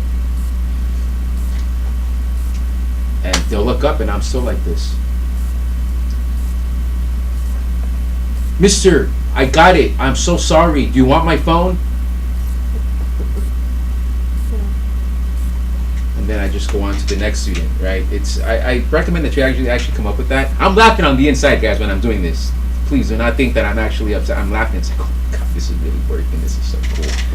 It's again, you have to love what you do. Yeah. So we have a certain look, Yeah. a certain kind Side, of yes. attitude, a movement, maybe proximity, even moving closer to the student, not putting your hand on them, or Oh, we're gonna even talk about or that. even on the chair. Yeah, we're But gonna a talk about look, that, proximity, a little whisper in the ear could Yes. do something rather than something out loud. Right. There's be a few things Right. you've already picked up. You already know. Anybody come up with something different that they've heard, seen, or done, or was done to them? See, these were all excellent students in school, Yeah, from great. K through 12 That's awesome. plus, so they never had that look given to them. Yeah. Never. You should definitely come up with one. It's just- So let me stop for a second and give Froy a moment to take a drink there, because he hasn't had a drink yet. Yeah. Thinking back on your K-12 life, anybody sound like a rapport maker, like you've heard from Froy? A connection maker? Someone who listens? Someone who cares, that you had as a teacher? I personally can't think of anybody that was like that, to be honest. I don't think I had anybody that, at least I don't remember anybody like that. Do you remember anybody that was a little bit like that? I had a PE teacher. You had a that PE was like teacher? that. Yeah, like he would have nicknames for students, like friendly nicknames. Friendly nicknames? You could tell that he cared. You could tell? He was interested in the Okay, students, so yeah. there's something by nicknames, and he cared. So, that kind of means something. Anybody else have anybody that they can think of right away? Not really. Okay. I don't have anybody either. Those are, you'll know who they are when you remember their names, either for good reasons or bad reasons, I asked the gentleman, I think, if I'm not mistaken, only Michael was in the career fair today. I was in I there. was there too. Oh, you came? I came early. You came earlier? You came earlier? I come late. Yeah. Okay. Watch this. I went over to the Aqua Dulce at the end there. Michael was there, and I was with a counseling student talking to the two guys from Aqua Dulce Unified School District up there in God's country, wherever that is. I know where it is. 14. Yeah. Up to 14. Long story short, two gentlemen, one guy, a white guy and a black guy. The black guy, not as old as the white guy. He's a doctor, education doctor. I don't know these two guys. They asked me something. I was trying to push this counseling student so that they could hear who she was. A little recommendation for her. The one guy says to me, he says, I said I worked 40 years with LA Unified. He said, what was some of the schools you went to? I said, well, the last school was Richard E. Byrd Middle School in Sun Valley. I was there for 5 years as the administrator in charge. He said, I went to Richard E. Byrd Middle School as a student. This is a guy who's got a doctorate in EDD, okay? I said, who was the principal? I knew who the principal was because I figured out his age really quick. He said, I don't remember the principal. And then he said, I remember Miller. I said, Greg Miller? He said, yes, Greg Miller. Greg Miller is a personal friend of mine. I trained him many years ago in discipline, classroom management, a long time ago. I got him into that school, and I said to him, the doctor, I said, well, how do you remember him? Oh man, he was always around. He was always talking to us. He was always vocal. He was always doing things. He was helping. He was doing this. That's the kind of people that are remembered. Right. That's the kind of educator. And at that time, this Miller was the assistant principal in charge of discipline. And excuse my language, you're talking about an A#1 ass kicker. A#1. If you screwed up, you paid the price. If you didn't screw up, you got pat on the back or you got some award. So he was doing both things. Right. You mess up, you got a consequence. You don't mess up, I give you another consequence that's very positive. Yeah. This man up there remembered this guy. And then he said to me, the principal, Howard. And then I looked at him, I gave him one of my eyes. Not my things don't go up. I couldn't do that. I gave him one of my eyes and then he said, Horowitz. And I said, yes, that was the principal. Here's a man, been out of school, I don't know how many years. Right. Out of middle school. He's gone to college, got a master's degree, got a doctorate. He's got to be out of school 20 years, more maybe. He remembered this guy Miller. So they remember us who stand out and do something. Right. And I will preach that personally. I'll preach that to you. Get ready on the next 4 classes that we meet, because that's important. Standing out, doing something different. Absolutely. Just to before you go, yeah. Any thoughts from the 5 of you? This is a little bit interactive. I kind of say a few words during Freud's thing. Freud knows that. But what about you? Any thoughts? Any comments? So during individual work, you never have an expectation for the students to be quiet. You always encourage collaboration. Yeah. Look, the key, having them be quiet or not talk it's a battle that at least I haven't won, nor do I want to. I want them to be talking about whatever it is that they're going to talk about, but make sure that pencil is always in their hand, right?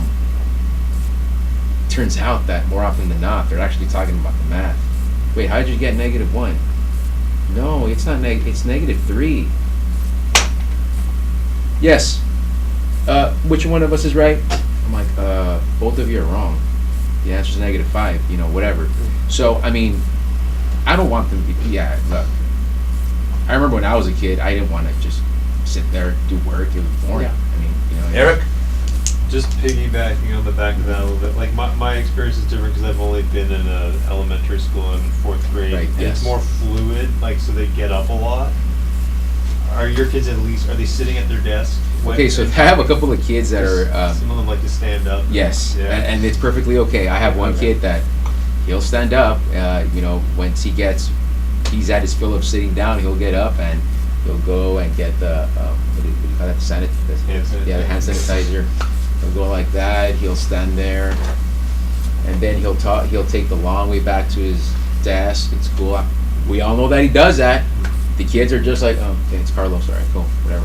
So he'll go back, he'll sit down, and then he'll come and over here. I have another girl, Emily, for whatever reason, she has to stand up. She goes, she comes to me, Mr. Medina, how was your day? Oh, hey, Emily, my day is great. How was yours? No, I don't know. Please elaborate. Well, I'm a little bit stressed out because I have 3 projects that are due, or whatever it is that she said.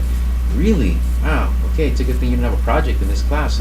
Yeah, you don't. What? We're gonna have one? No, I'm just kidding. That's epic. All right, we're good. All right, Emily, go back to your desk. So yeah, I mean, it's fine. I mean, So the piggyback on that answer that you just heard about Emily might be, and this is, it takes time to get all of this, might be, oh boy, got 3 projects.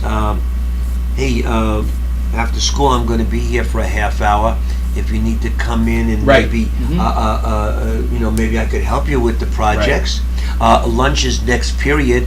I have brought my lunch. You want to stay 15 minutes and talk about the projects? No, that's okay. You asked. Maybe they will. And when we say that, of course, we're going to be very conscious of Casey wanting to stay after class Absolutely. or at lunch with me, Right. and it's just Casey and I. Well, that's not the best move for me in this world, even though I know in my head that I look at Casey as the 11th grade student. Right. But I don't know what other people think. My door is going to remain Oh, open, very open. without a doubt. Very If open. I even, if Casey's looking, and let's be honest now, we better have our head and our eyes and ears open. If Casey's looking a little seductive, then I'm even gonna, be a little bit more thinking that maybe, I gotta go down to the counseling office. Would you mind taking a walk with me, and we could sit over there and I can look at your project in the main office? I gotta take these papers into the main office. I don't want to walk down there, but I do want to help Casey. But I don't want to put myself into the predicament. And these predicaments, we've got to be extremely careful with our predicaments in working with kids, the door open, couple of kids in the classroom, nobody stays late, those kinds of things. We'll hit that eventually also. Your thoughts about what we just said, or about anything on your mind right now for Freud, myself, or your classmates? Well, you said you encourage talking, so if they're getting their work done, but what if they're off task while they're talking? Hence the walking around, so you could actually get them back on task. It's like, hey man, but guys, what are we talking about? Well, we're talking about, yeah guys, but you guys aren't doing your work. And so this is what I tell them. Look, I like the fact that you and Marcus sit together. It's great, you guys work well with each other. I don't want to move you. Because it seems to me, Michael, you're doing all the talking. I don't want to move you, but if I do, it's gonna be on you. And sometimes I've had to move kids. It's like, all right, you know, Michael, come sit over here. Mister, when can I go back? Well, that's up to you, Michael. Let's see how well you do here. You know, I don't have a seating chart. Again, maybe you should. I don't have a seating chart. Pretty much the kids make the seating chart. They just sit there and they show up the second day and they sit in the same place. Okay, that's my seating chart, right? But I let them know, sit wherever you want. Don't make it a problem. If you make it a problem, I don't want to move you, but I'm gonna have to if you're doing too much talking and not actually doing the work. So along with the seating chart Yeah. now, maybe in your first go around, we want to have a seating chart to make our lives a little easier. Absolutely, yeah. Maybe alphabetical, so it could be easier for us. We do have to make what we do in this business a little bit easy and organized for us, because you can't go home with 4 hours of work. That's for sure. You can't do that. And you can't stay too late at school doing the work. But I think I see where Michael is headed a little bit. Michael's maybe, and tell me if I'm off base, concerned about the talking and doing the work. I think originally we got to keep them a little bit on task. Right, absolutely. I hear you. I think you're leaning that way. They need to be on task. After a few months, maybe we can allow a little bit more interaction. Right. Remember, kids sitting in what they call cemetery rows like this, and you're the instructor in the front. That's nice. That's the old way of doing it. Now they're in groups. Some schools want them in pods, 4 and 4 and 4 and 4. So there's some interaction and there's some working in a group activity. And that's not so easy either. So first we start off with, organized situation, maybe not chaos, but some sort of organized chaos, and then we maybe break a little bit more into a little bit more freedom. Right. Is that kind of where I see you a little bit? Yeah. So when you say moving, are you moving them to an isolated place or into another group? So let me give you an example. My 4th and 8th period, it's a block class. I have 17 resource kids. Do you guys know what resource kids are? These are kids. Wait. Let me see. Who knows what resource youngsters are? Resource. Take a guess, somebody. Who wants They need to? additional help. What's that? They need additional help to complete their studies. Very good. And why would they be considered resource students? Maybe they have an IEP. Let me hear. Talk a little bit more. Maybe they have like an individualized education plan. So they Whoa, have 8 for today. disability. And you can go home earlier before the other ones. 13 seconds earlier. Keep going. Yeah, so maybe they have some sort of special need, Yes. or they just need extra support, Absolutely. but they've been tested and they've been provided certain Modifications. modifications. Accommodations. Yeah. Accommodations, modifications. Very good. So in that class, I have 17 resource kids. I have like 13 gen ed kids, and I have 6 EL kids. So it's triple rostered. That class is triple rostered. Yes, I do have a resource aide, and I also have a paraprofessional.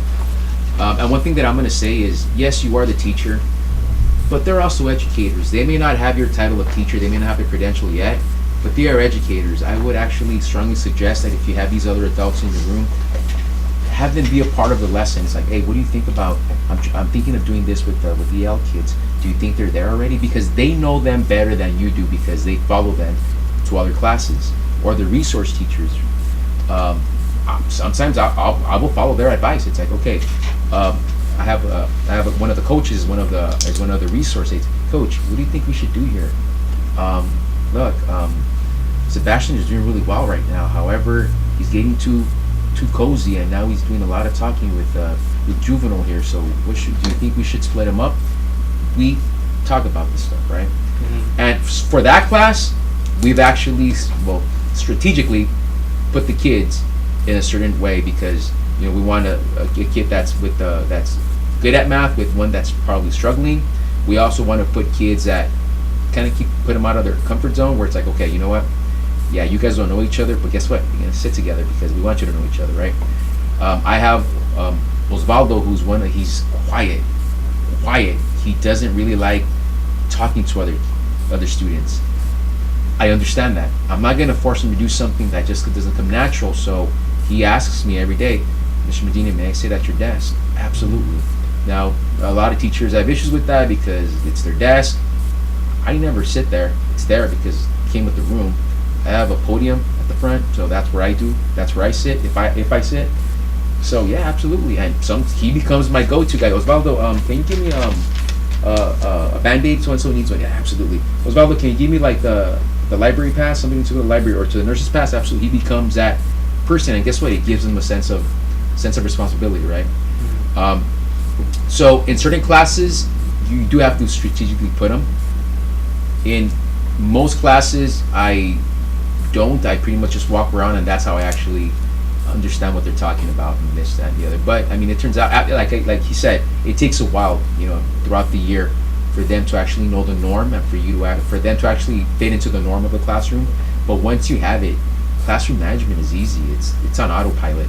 You really don't have to do much, right? So again, it takes time and it does take practice. I've talked about this every single time that I'm here. Again, Wong, right? That's his name, Wong, yeah. Yes, I guess he's great. He wrote that. What is it? Right there. The book is right there on your left, right hand. Right there. Yeah, okay, yeah. So, I mean, he wrote the other one. What was another one that he wrote? How to be in the first 30 days of class, or what is it? Whatever. He wrote a book, something that's a bestseller. In that book, he says that you have to be for the first whatever, and that's not me. I mean, look, I'm sure he knows what he's talking about, but it's just not my personality. And I think you have to adapt. You have to know what your personality is and, adapt to it. And the kids are going to adapt to it too. They know that I like to kid around. They know that I'm the butt of my own jokes. They also know that, when I'm serious, I'm serious. They know that if they get that look, it's like they messed up. They also know that sometimes I'm very thoughtful and they're concerned. Mr. Medina, what's on your mind? I'm thinking about your quiz, guys. I don't know if I should give it to you guys on Friday or Thursday. How are you guys feeling about this? We're feeling great. You're just saying that, or we don't get this. You're just saying that because you want me to give it to you on Friday. Let me walk around and see how you guys are doing, and So I'll use those strategies because if I say that, then they're gonna, they know that I'm walking around, so they're not gonna, BS it, right? So they know what I'm talking about. So, consequences. That answer? Yeah. Okay. Yep. So Sorry. Consequences, yes, are important. We have to make sure they're the right kind of consequences. Right, exactly, yes. You can't hang a kid for talking in class, you know that. Oh, yes. You gotta start slow, move up the ladder.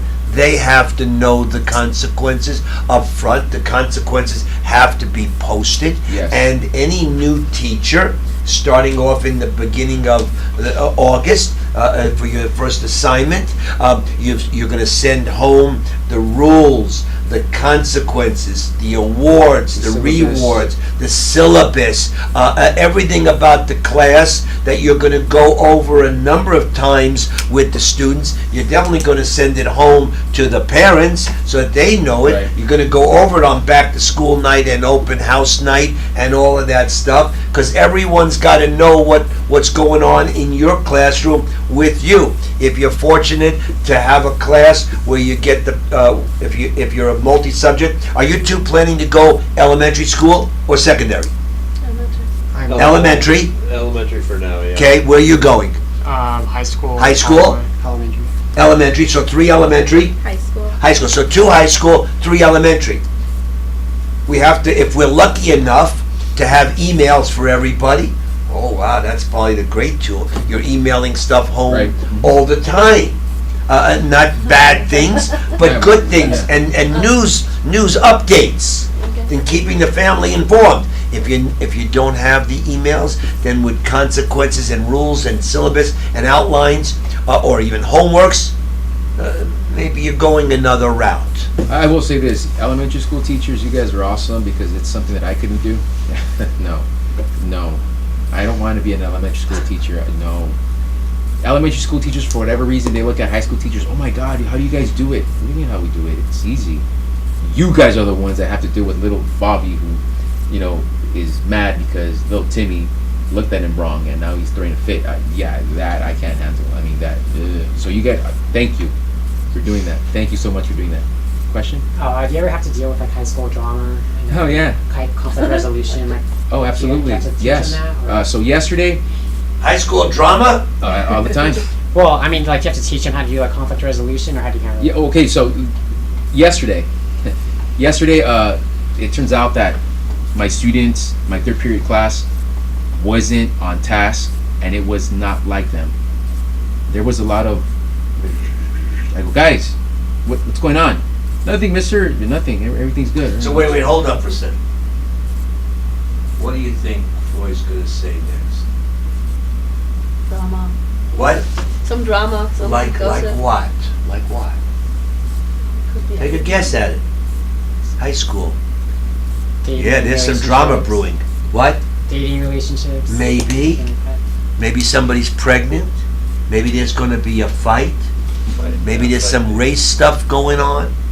Who knows what's going on? But there is drama. You can count on drama every day at every one of your schools. Absolutely. High school got a lot of drama. Yeah. Mhm. Middle school, not as much, but they got their own little share. Elementary have a. So now let's go back to what his drama was. So they were kind of squirrely. They weren't on task. What happened was that the bell rang. All right, guys.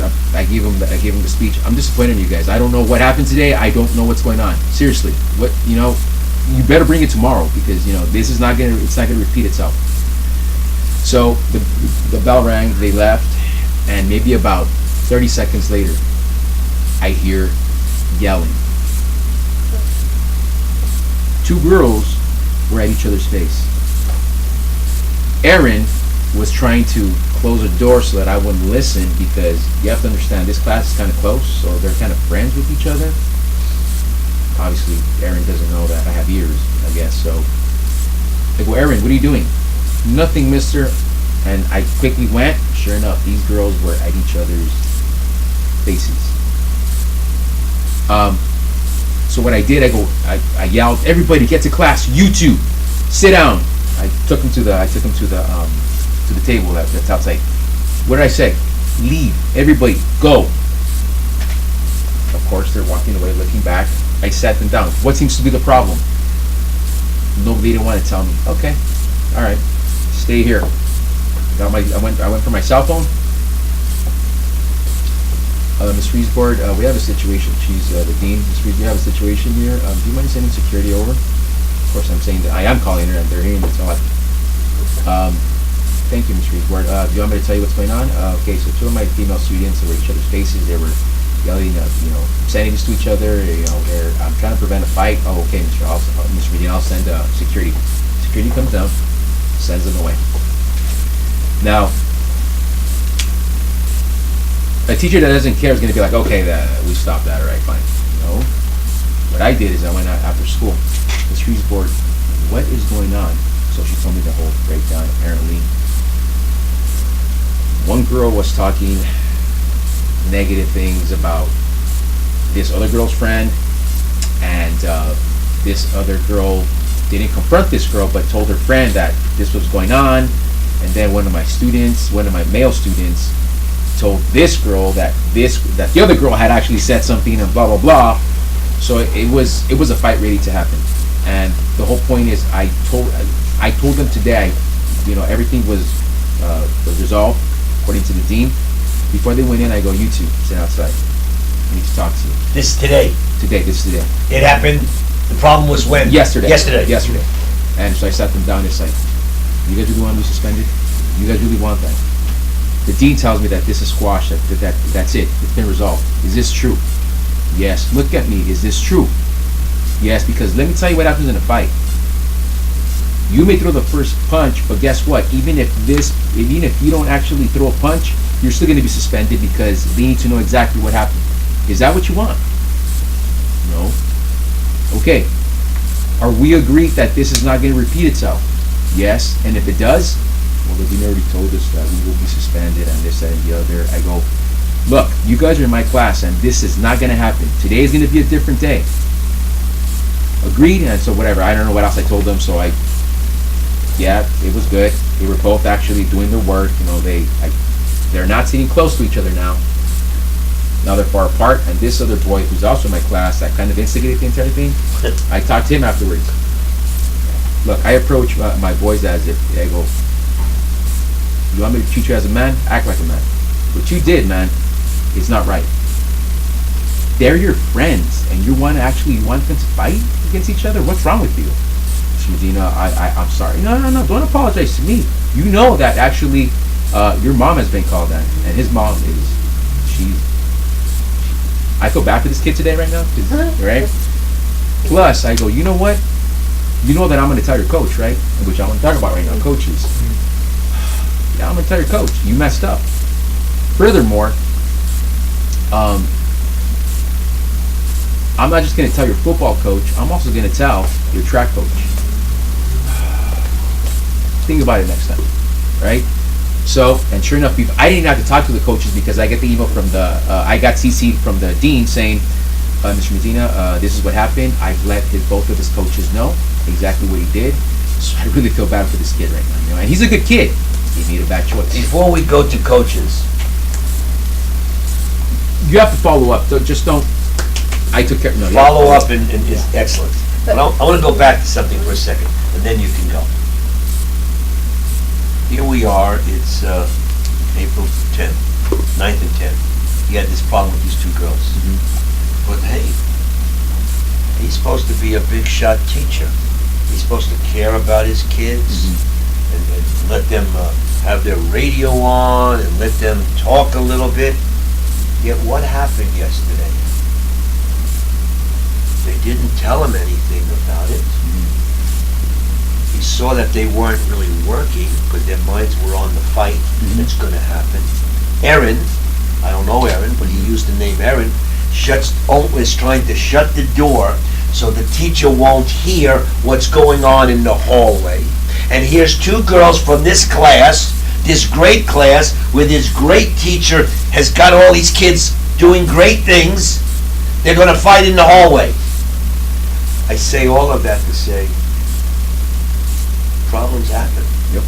You could have the greatest class in the world, but something's brewing, and they screw the teacher. Yeah. We're going to have a fight in the hallway, and Aaron's shutting the door on him. Aaron, his best student maybe, is shutting the door so he won't come out. That's because they're kids. That's because they're youngsters. So we could be doing the greatest job in the world, teaching them and helping them and listening and don't take it personal. Yep. It's kids. Should Aaron have shut the door on him? You know what? No. I didn't talk to him actually. You know, I want to talk to him about that tomorrow. Aaron, good. He's learning something tonight himself. I totally forgot about Aaron. Aaron is shutting the door because she wanted to see the fight. Because they've been talking about it maybe the day before. It's brewing, and that's just kids. And we have to not take it personal as the teacher. Right. Today we go right back to teaching. Now you made something. You were asking about social interaction and something. Well, what's the new term nowadays for this social interaction and working with kids? 2 letters and they both say something. The letters are. Come on, Marcus, help me out with one of the letters. Somebody.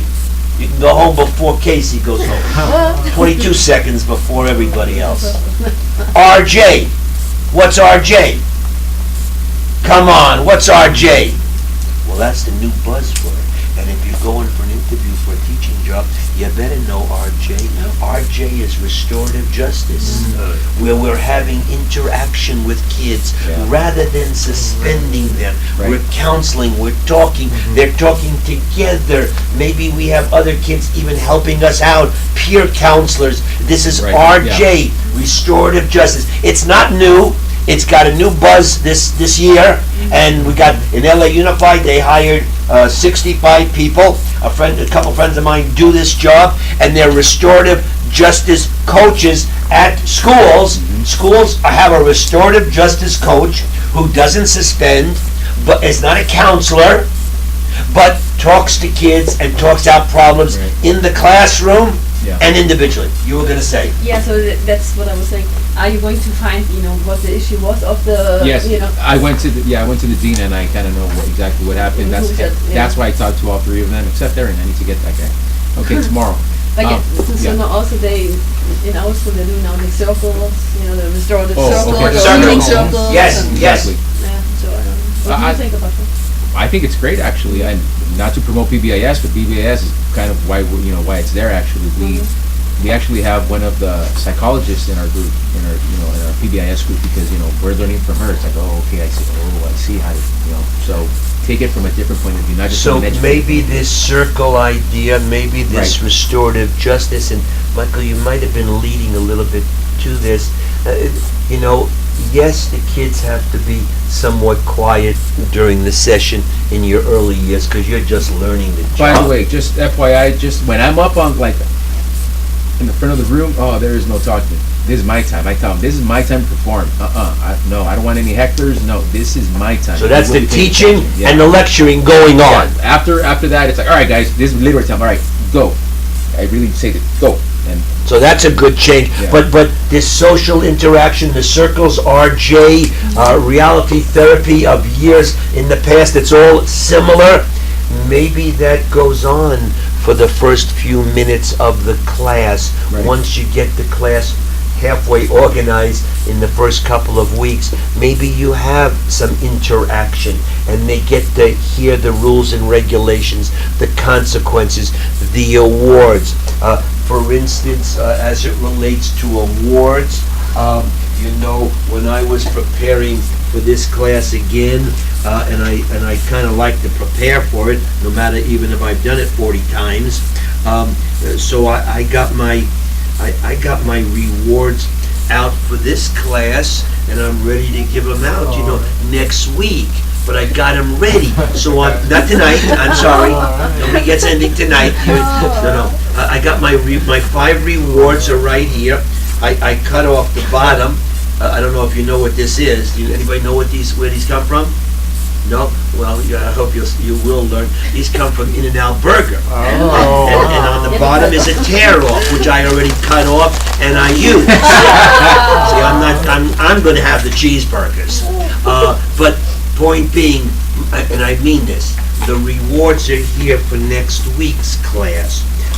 And that's something we need to be thinking about. It's not consequences and boom or circles all the time. It's thinking about what's positive that's going to happen in the future for the next couple of weeks or the months of class. really quick, going back to what you said, even the tenured teacher has those days. In my second year of teaching, I met a teacher who I consider her like a best friend. She's been teaching for a while. Her name is Ms. Lopez, right? So I remember one day, and she doesn't want me saying this because she's like my mentor, right? She doesn't like me saying that because like, why are you talking about me? You are who you are. So my second year of teaching, I met her, and I walked into her class. I asked her, may I walk into your class, right? And I kind of went towards the end of class, maybe like the last 10 minutes, and I thought everything was great. And then the bell rang, and she just sat at her desk, and she's like, what's wrong? I lost them. Like, what do you mean? You had everything going. It's like, no, you were in here like the first 20 minutes. And I look at her, it's like, you had issues? But you've been teaching for a long time. So her bad day made me happy, because I realized that this master teacher who could write a book on classroom management had one of those days. Sometimes those days are because it's been raining and all of a sudden the sun came out. The other day it was because it was hailing. I don't know if you guys were here when it hailed. My door was open and I should have closed it, but the hail just, I lost them for about 10 minutes. Where finally I said, all right guys, let's all look at the hail. Alright. Because some of them, it was the first time seeing hail. I'm like, okay. You guys had enough, it stopped. We're good? Yes, sir. Can we just look at the rain now? I'm like, no. All right, for 5 more minutes. That's all I did. 15 minutes of class time. It's like, I lost them. What's the point? Am I going to win this battle? So yes, even master teachers have those days. And if they tell you otherwise, they're wrong, because everybody has those days. Okay, so work as a unit. Okay, strategies for working with other educators. You have to work as a unit. Get to know the people around you. Don't be a hermit that just stays in your class. It's easy to do. You have your fridge, which I was told you shouldn't, because I guess it's against state. Yeah, it's a fire, something or other. You have your microwave, which you shouldn't have. It's your little slice of heaven. You have the room decorated the way actually you want it to be decorated. By the way, if you're gonna put something up on the board, like up on the board or on the wall, you have to refer to it. Because if you don't refer to it, it just becomes another paper on the wall that the kids don't really care about. Make sure that you're intentional with what you put up on the wall. If you're gonna put projects or whatnot, make sure that you actually give the kids, hey guys, great job, look at it looks great, thank you for the project that you did, or else it just becomes another sheet of paper that they don't care about. Okay? Work as a unit, talk to teachers, I'm not saying be their friends, but get to know them, talk to them, share ideas, because when it comes to classroom management, it really, really helps out. What do I mean by that? So sometimes right now I'm out in the boonies, so it's a little bit difficult for me. But when I was in the middle of all the chaos, I used to actually I even stopped doing it because it was just something that was so normal. So if let's assume that Ute was absent, needed to take a quiz, but I'm going over the quiz today, I would just send Ute to Ms. Lopez's class across the hall. She would knock on the door and she'd be, Mr. Medina sent me to take a quiz. She already knew what that meant. She would do the same thing. Knock, knock, knock. Yeah, what's going on? Oh, Ms. Lopez asked me if I could take the quiz here. Oh, okay, yeah, sit down. Get to know each other, right? And that really helps out with the next thing, the timeout space. Okay, so, and I'm gonna actually, and I always forget to do this, the red folder should actually be where it says cooperative timeout space. The red folder, what the red folder is, you call it whatever, green folder, orange folder. So let's assume, and I didn't do this yesterday because I didn't know what was going on. So let's assume that Marcus and Eric, they're friends, but they're mad at each other because Eric likes Casey, but now Marcus is actually, Casey likes Marcus and Eric doesn't know how to deal with that. So words were exchanged. Marcus, being the hothead that he is, isn't going to take that. So, right? So Ute comes and tells me, Mr. Medina, just want to let you know that Marcus and Eric, they're going to fight. Really? Why? Over Casey? Casey. Why Casey? Okay. All right. Thank you, Ute. Right? So what I do is, I go, who's mad at who? Marcus is mad at Eric. He's fuming mad at Eric. All right. Hey, Marcus, you all right? Yeah. Okay. Marcus, can you do me a huge favor? Can you please take this orange folder to Ms. Lopez across the hall? I'm just going to put whatever in there. Who cares? I trust Marcus. He's not going to go and look at it. Why would he want to look at, I could just put worksheets, math worksheets, even though Ms. Lopez teaches Spanish. He doesn't care. Okay, mister, I will. Hold up for a second. So what is Mr. Medina, the teacher, doing right now? Diffusing the situation. Doing what? Diffusing. Diffusing? What is he doing? Just kind of distracting him, giving him time to cool down or take a break. And are you going to talk to Time him? out. And he's No. out. And So- what did you say? Yeah, He's if I'm going gonna to talk to nope, him, but nope, he's out. No, because I don't want to make it, I don't want to stop instruction time, Okay. Maybe I'll ask him out, I'll tell him to stay after school. So now, Marcus goes to Ms. Lopez. Ms. Lopez sees this bright orange folder and she goes, oh. She opens it up and it's math. She didn't teach math, so she teaches Spanish, so she goes, oh. Hey, Mark, she'll get another sheet of paper, put it in there, pretend that she's writing something, or maybe she'll write something, blah, blah, blah, whatever. Marcus, I am so sorry. Can you please take this to Mr. Avila, who's in the 400s, kind of far away. I'm sorry, can you? Well, Marcus, sure, we'll go over there. Then Mr. Avila gets it. Takes a while. Marcus, you're on your way back to Mr. Medina, right? Yes. Can you take this to, by this time, I mean, to your counselor? Who's your counselor again? Oh, Miss So-and-so. Can you please take it to your counselor? Okay, thank you. Yeah, good. He'll take it, but by the time he gets to the counselor now knows, or whoever's there, that you've actually talked to. Again, this is not a school-wide policy, so it's not, but you have your people. It could even be the clerical staff. Oh, the clerical staff, sometimes they become really great counselors, which I'm going to talk about dress code violations in a bit. So now when whoever gets it, they're like, hey Marcus, what's going on today, man? What's wrong, man? Like, seriously, what? Nothing. I go, all right. Sometimes they'll let you go back to class. Maybe your counselor will be like, hey Marcus, do you mind if I make a quick call really quick? Yeah. Or may I send this text? Your counselor is going to text me. Marcus is here. What's going on? Potential fight after school. Marcus, I want you to stay here with me. So I just heard that, something's going on, that you're mad. We just diffused the situation, and at the same time, we prevented a fight. Now, I am going to talk to Eric. Hey, Eric, what's going on, man? Let me tell you what's going to happen if you actually get in a fight with Marcus. You guys are best friends. Seriously. Stop. Whatever it is that I'm going to tell him, whatever. We diffuse the situation, right? This actually also works out. I just had this discussion and disagreement with another teacher today. Just today, before I came here. My eyes have been trained not to actually notice dress code violations. I told myself early on, I am a male teacher. I don't want to actually have to dress code a female student. So I'm not aware of them. My discussion with this teacher was that, well, it doesn't matter if you're a male student, you should do it. I go, I'm so sorry. It's not going to happen. Not in this climate. I am a male teacher. Nope.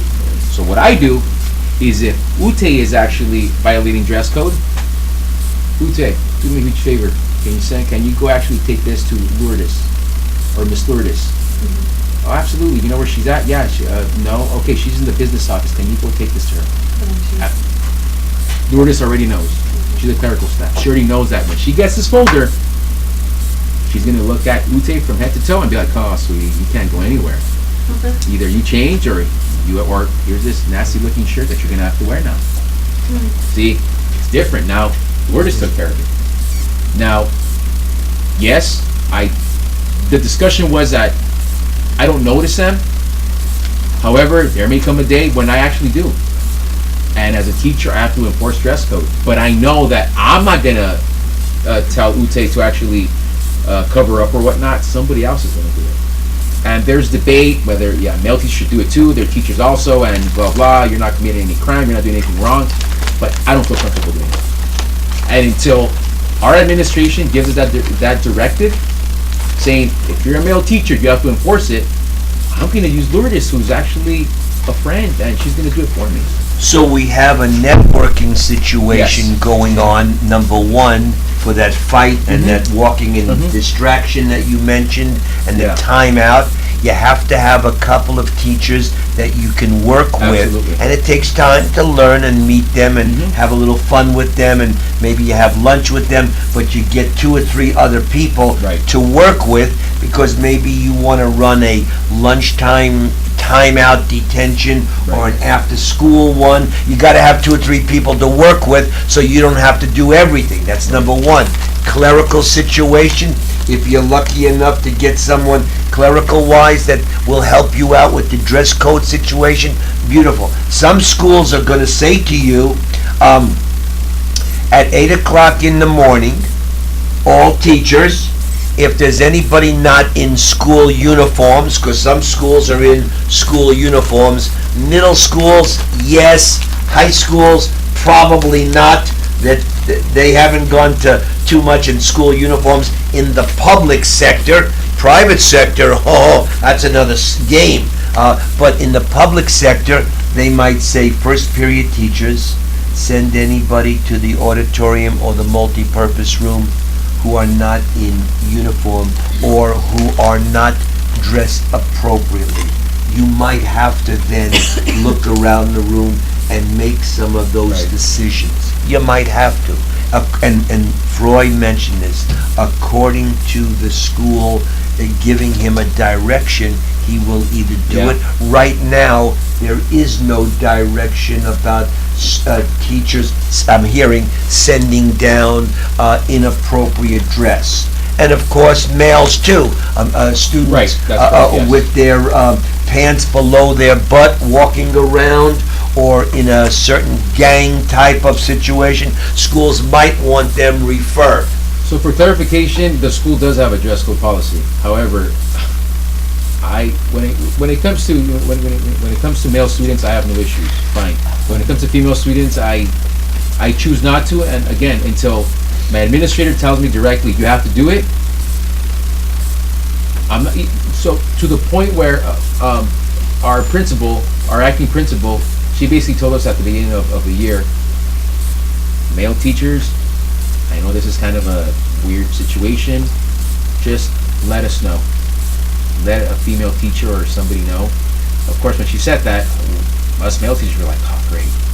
A lot of female teachers were like, no, they have to enforce it too. However, it's two trains of thought until, again, my administrator tells me directly that I have to do it. I'm going to use a different alternative. Any thoughts, comments about uniforms or dress code violations or stuff like that? Elementary school guys, not really. Yeah. It's not really going to happen. Maybe the uniform, maybe the elementary school uniform situation might be involved. I know an elementary teacher who has maroon type of shirts that she picks up at Goodwill and Salvation Army in her closet, because when the kid comes in not wearing the maroon shirt, she'll give that shirt to the kid, even say, keep it, take it home, so that the kid is in uniform. In the elementary school, a lot of those schools are in school uniforms by color, so you got to deal with that. Any thoughts?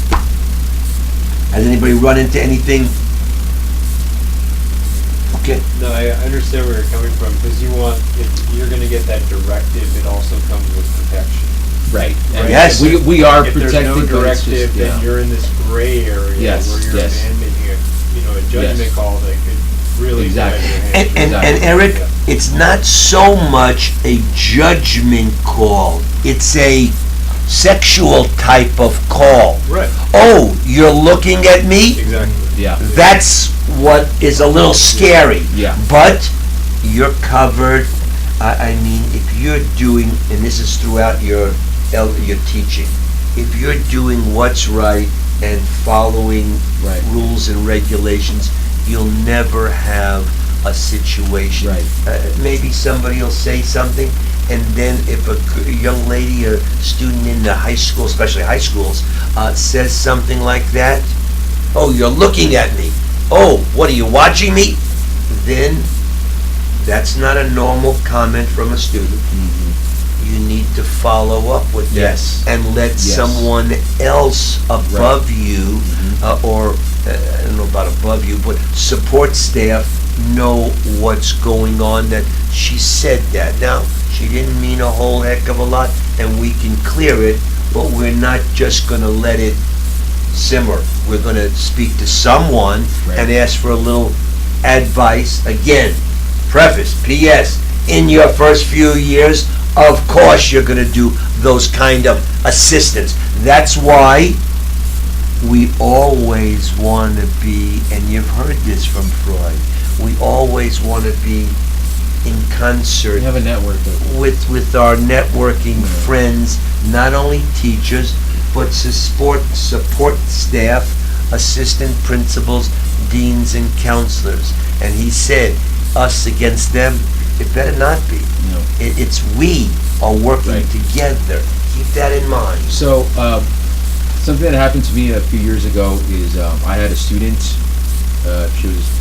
Her and her cousin were seniors, but I had one of the cousins in my class. And then her cousin pops in, and she says hello. I'm like, oh, hey, hello. Oh, you're Tori's cousin. Oh, yeah, she mentions you a lot. Hey, nice to meet you. She leaves. Tori tells me afterwards, like kind of laughing, she goes, Mr. Medina, my cousin swears that she's going to marry you one day. Oh, okay. Oh, wow. Well, no. But okay. Thank you for letting me know. Okay, have a great day, Tori. Went on my computer, emailed the counselor, emailed my administrator, and emailed my division head. This is what was told to me. And it wasn't enough that I actually just emailed them. I went to go talk to the counselor. Look, please don't ever put this student in my class. If I'm the only person that's teaching this one class that she needs, let's try to figure out a resolution. The reason being is because no, that's something that it's not a normal conversation. It's not a normal conversation. So absolutely, I want to protect myself. I emailed them and they're like, okay, thank you for letting us know. Duly noted. So I was in the clear, right? So you definitely want to actually ask for advice, email somebody. If you don't want to email, you should email somebody. There should be like a trail, right?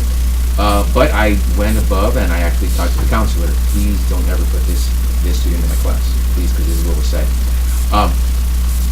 Some of your best friends are coaches. It turns out that I'm really good friends with about half of them. So the kids know. I even have invite the coaches. Hey, when you have a chance, I have a lot of your football players. Just stop by, just unannounced. Just stop by whenever you want, and they will stop by. They'll peek in. Hey, Mr. Medina, what's going on? Hey, we're gonna watch the game later. Absolutely, coach. Now the football players are like, wait, you know coach? Yeah, we're friends. Now the reason I do that is because when students join a sport, it's something that they want to do, not something that they have to do. So they know that if they mess up, Mr. Medina is going to go talk to his friend, the football coach, or the lacrosse coach, or the swim coach, and he's going to say like, hey, look, one of your players is actually acting up in class. And the coaches have a special way of dealing with those kids, right? They make them run laps. And they actually tell them, if you ever disrespect Mr. Medina ever again, if he ever comes up to me, you're out of the team. Or you're going to get benched, or this, that, and the other. They have the power to do so. So it's always nice to, and this is the thing, guys, even if it's a walk-on coach, meaning that they're not a teacher at the school, they're actually employed by the school to actually come in after school to, be there, teach the sport or be the coach. Please understand that they're educators. Don't treat them as, oh, well, you're just a PE teacher. What do you know? Guess what? PE teachers need to take the CSET just like you guys have to do. They have to get their credential just like you have to do. They are educators. And it kind of angers me that a lot of teachers, they see PE teachers are like, what do they know? They don't even have a curriculum. So let me ask the two high school teachers right here. Mm-hmm. You ready, high school teachers? What do you think the coach might be upset at when Oh yes. Right. What are they concerned with from their point of view? What are they concerned with when Mr. Medina says, Coach, you need to talk to Alan because acting up in class? What is the coach concerned with right away? You might be transferred over to the team possibly, like you can't follow direction. Maybe. I don't think that's their number one thought, but yes, it could be.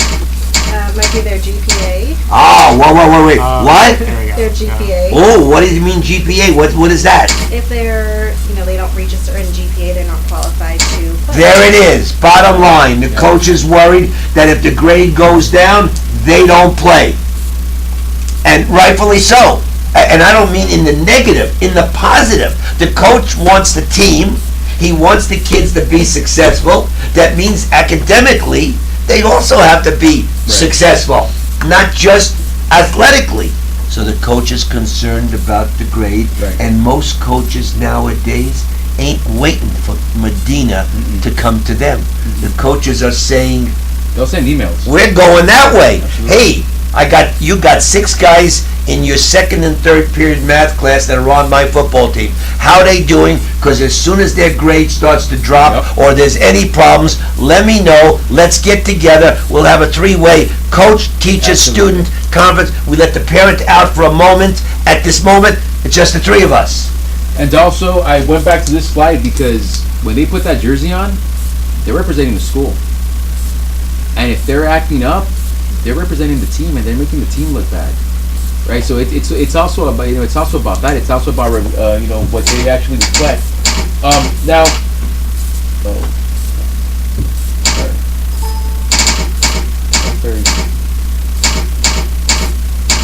okay. So and also last thing, deans. The deans, they're there to enforce the rules. They're there to enforce the laws of the school. Please follow up with them. One thing that I will say that is not a career killer, but you may not get invited back to teach your second year, is when you send referral upon referral upon referral to the dean. Again, people are watching. Deans, they talk directly to administrators. At some point, they're going to email. I've been in the room when a dean is actually sending an email. I wanted to be a dean. However, because of the engineering pathway, I have to be full-time dean, and I don't want to leave the pathway, so I can't do both. At least not now. So I shadowed the dean, and I was there when she actually sent an email to the math, the administrator in charge of math, that this math, and she didn't tell me. I was sort of just there, and I kind of glanced over, like, oh my God. She was basically saying to the administrator, telling the administrator, look, your math teacher is writing referrals and, over the smallest little things.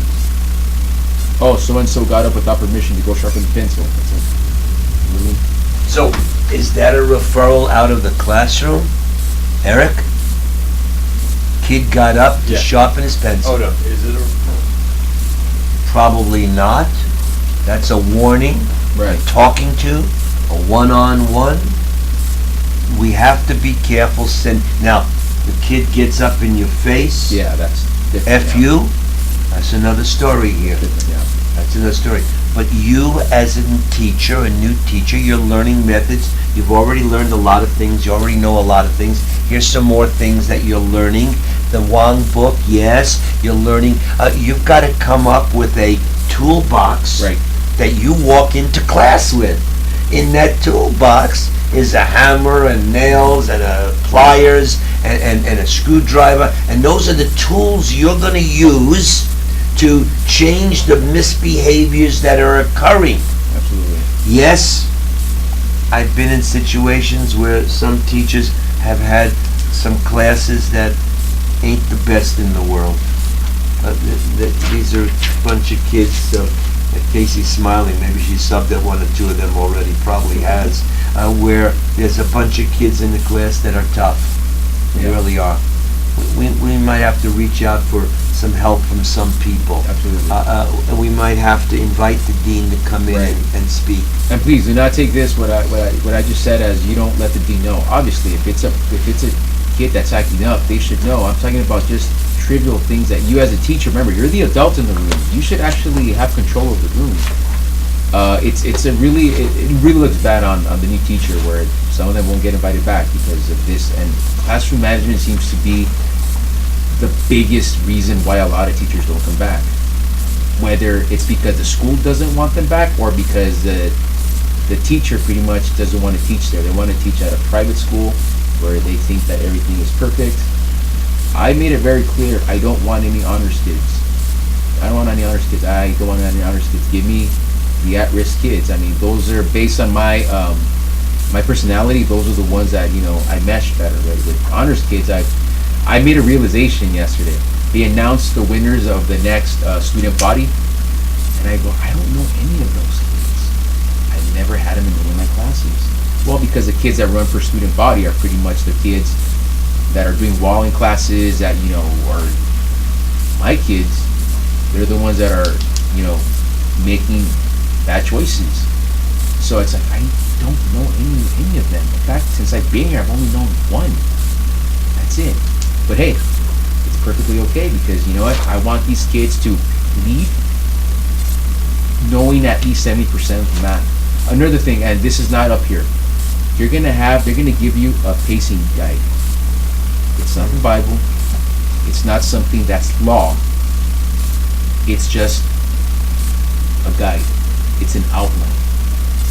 Please do not actually feel bad if you don't get through the curriculum, especially high school teachers, or you too, right? Even the elementaries. Yes. They're on a curriculum. Right. You're not going to get through the curriculum. Even a teacher that's been teaching for 9 years, how am I going to finish the curriculum? We only have X amount of time, and then we have breaks, then we have state testing. We have all these things that get in the way. You're not going to finish the curriculum. Be strategic and pick out the things that you know they're going to need for the next level. Some of the stuff, you're going to learn it later on. So, I mean, and don't feel bad. Don't feel bad don't say like, don't tell when you meet at a department meeting like, oh, you know what, yeah, I'm on track. Honestly, if you're a new teacher and you're on track, I'm going to look at you and think, okay, man, and then you see your grades. Chances are you probably have a lot of fails because you're on track. And I'm going to tell you, like, I've been teaching for 9 years and I'm like 5 sections behind you. That's normal. It's okay. We know, but we have to have a pacing plan because every class is different, and there are going to be some classes that you are going to be on track, and another set of, let's say, 9th graders that are not going to be on track because those are the kids that are at risk, those are the kids that are struggling. Math is not their thing. It's okay. It's okay.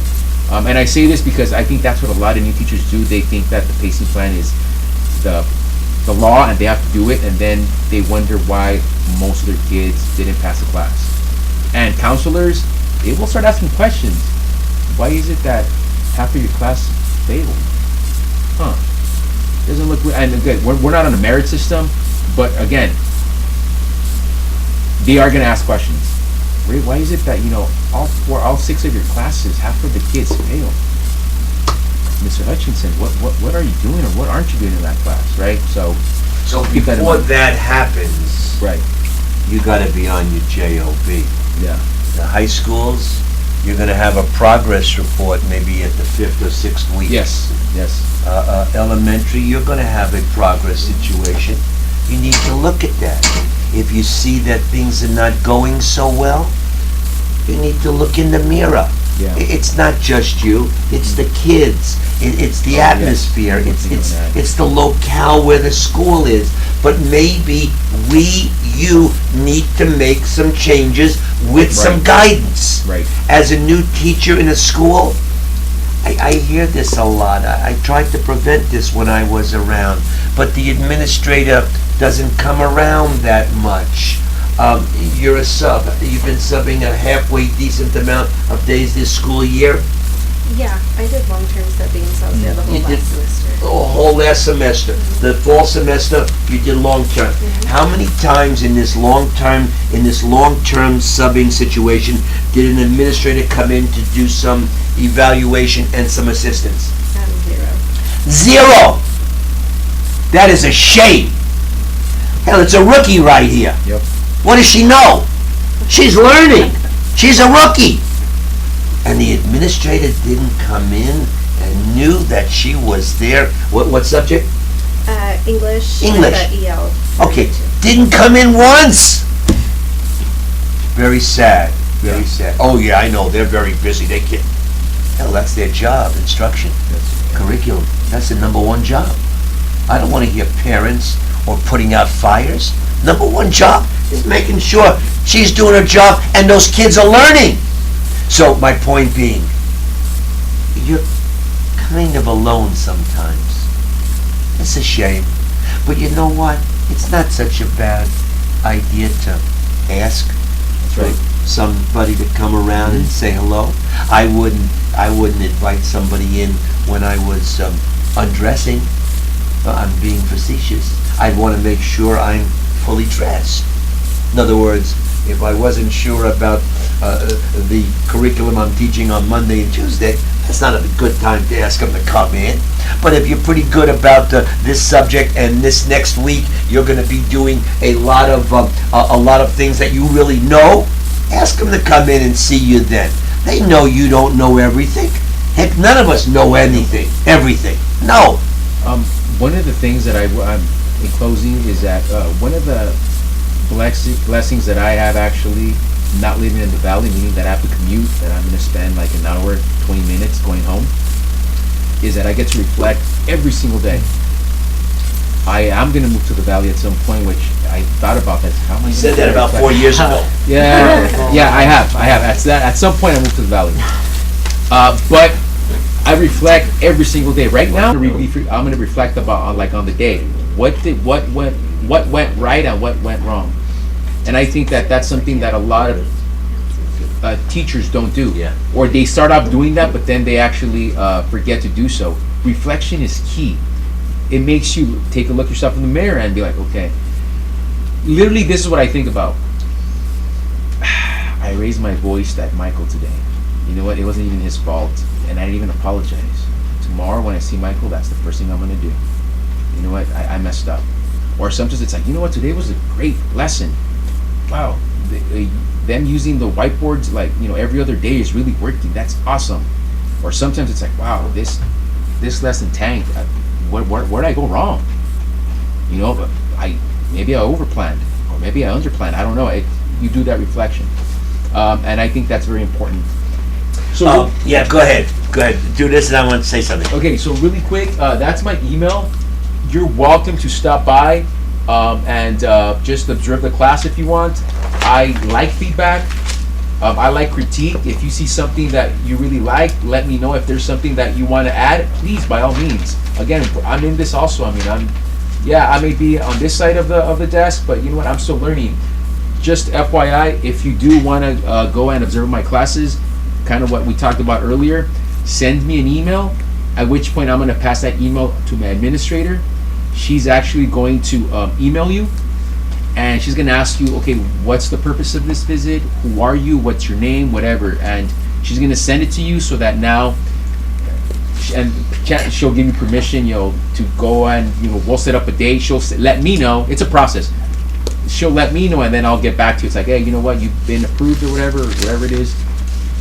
What day can you make it? Let's plan out a date. And, and so it's not going to happen overnight. It's probably going to take about a week or so please be patient. Once again, we just don't allow anybody to enter the campus. So I sent an email to Froy. I think bless you. I sent an email to Froy yesterday or the day before, I forget, and I said cut your presentation down a little bit. Yeah, I know. So we can get out of here at a decent hour. I tried. And you think he listened? Hell no. I tried. He didn't listen to me. I told him to cut it down because not for me. No, I tried. Not for me, and not even for us, but for him.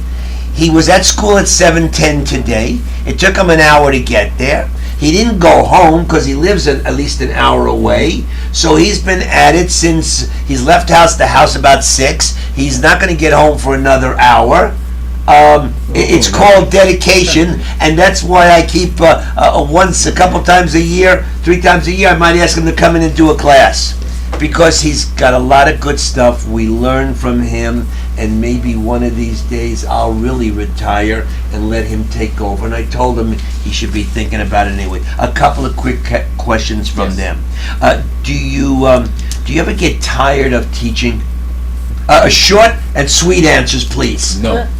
I love what I do. I've been asked if I ever would go back to engineering, and nope. And second question, it's short and sweet.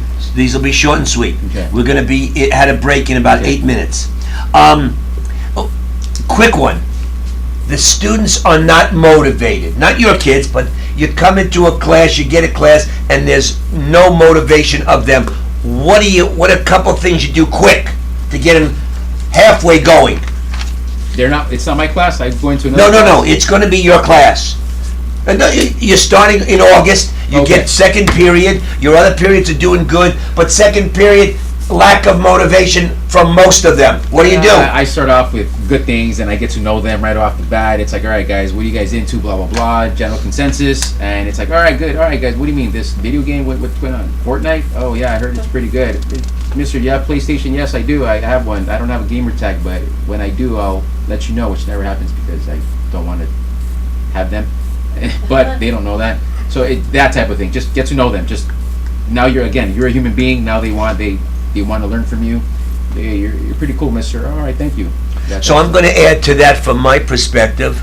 Don't forget, and we'll talk about this a few times, parents. Yes. We got to be involved with our parents. They're our friends. We got to be careful. Your first call to a parent is what? Good news. What? I can't hear you. Good news. Is good news. The first call that you make to a parent is good news. You make a negative call on the first time, forget it, you lost them. Yeah. That's it, it's over. So the first call is good news. And when you do make a negative call, make sure that you actually also focus on the positives of that child. You better start with the positives Yeah, first, yes. and then maybe hit a couple of negatives Exactly, if yes. that's going to be your thing. Yes. Positive. Parents don't want, listen, even elementary, first, second grade, they've already heard it from other teachers. Right. You ain't the first one to tell them that their kid is That won't nuts. be the last either. You ain't the first one. Listen, I love kids, but there's some that are nuts. Let's face it.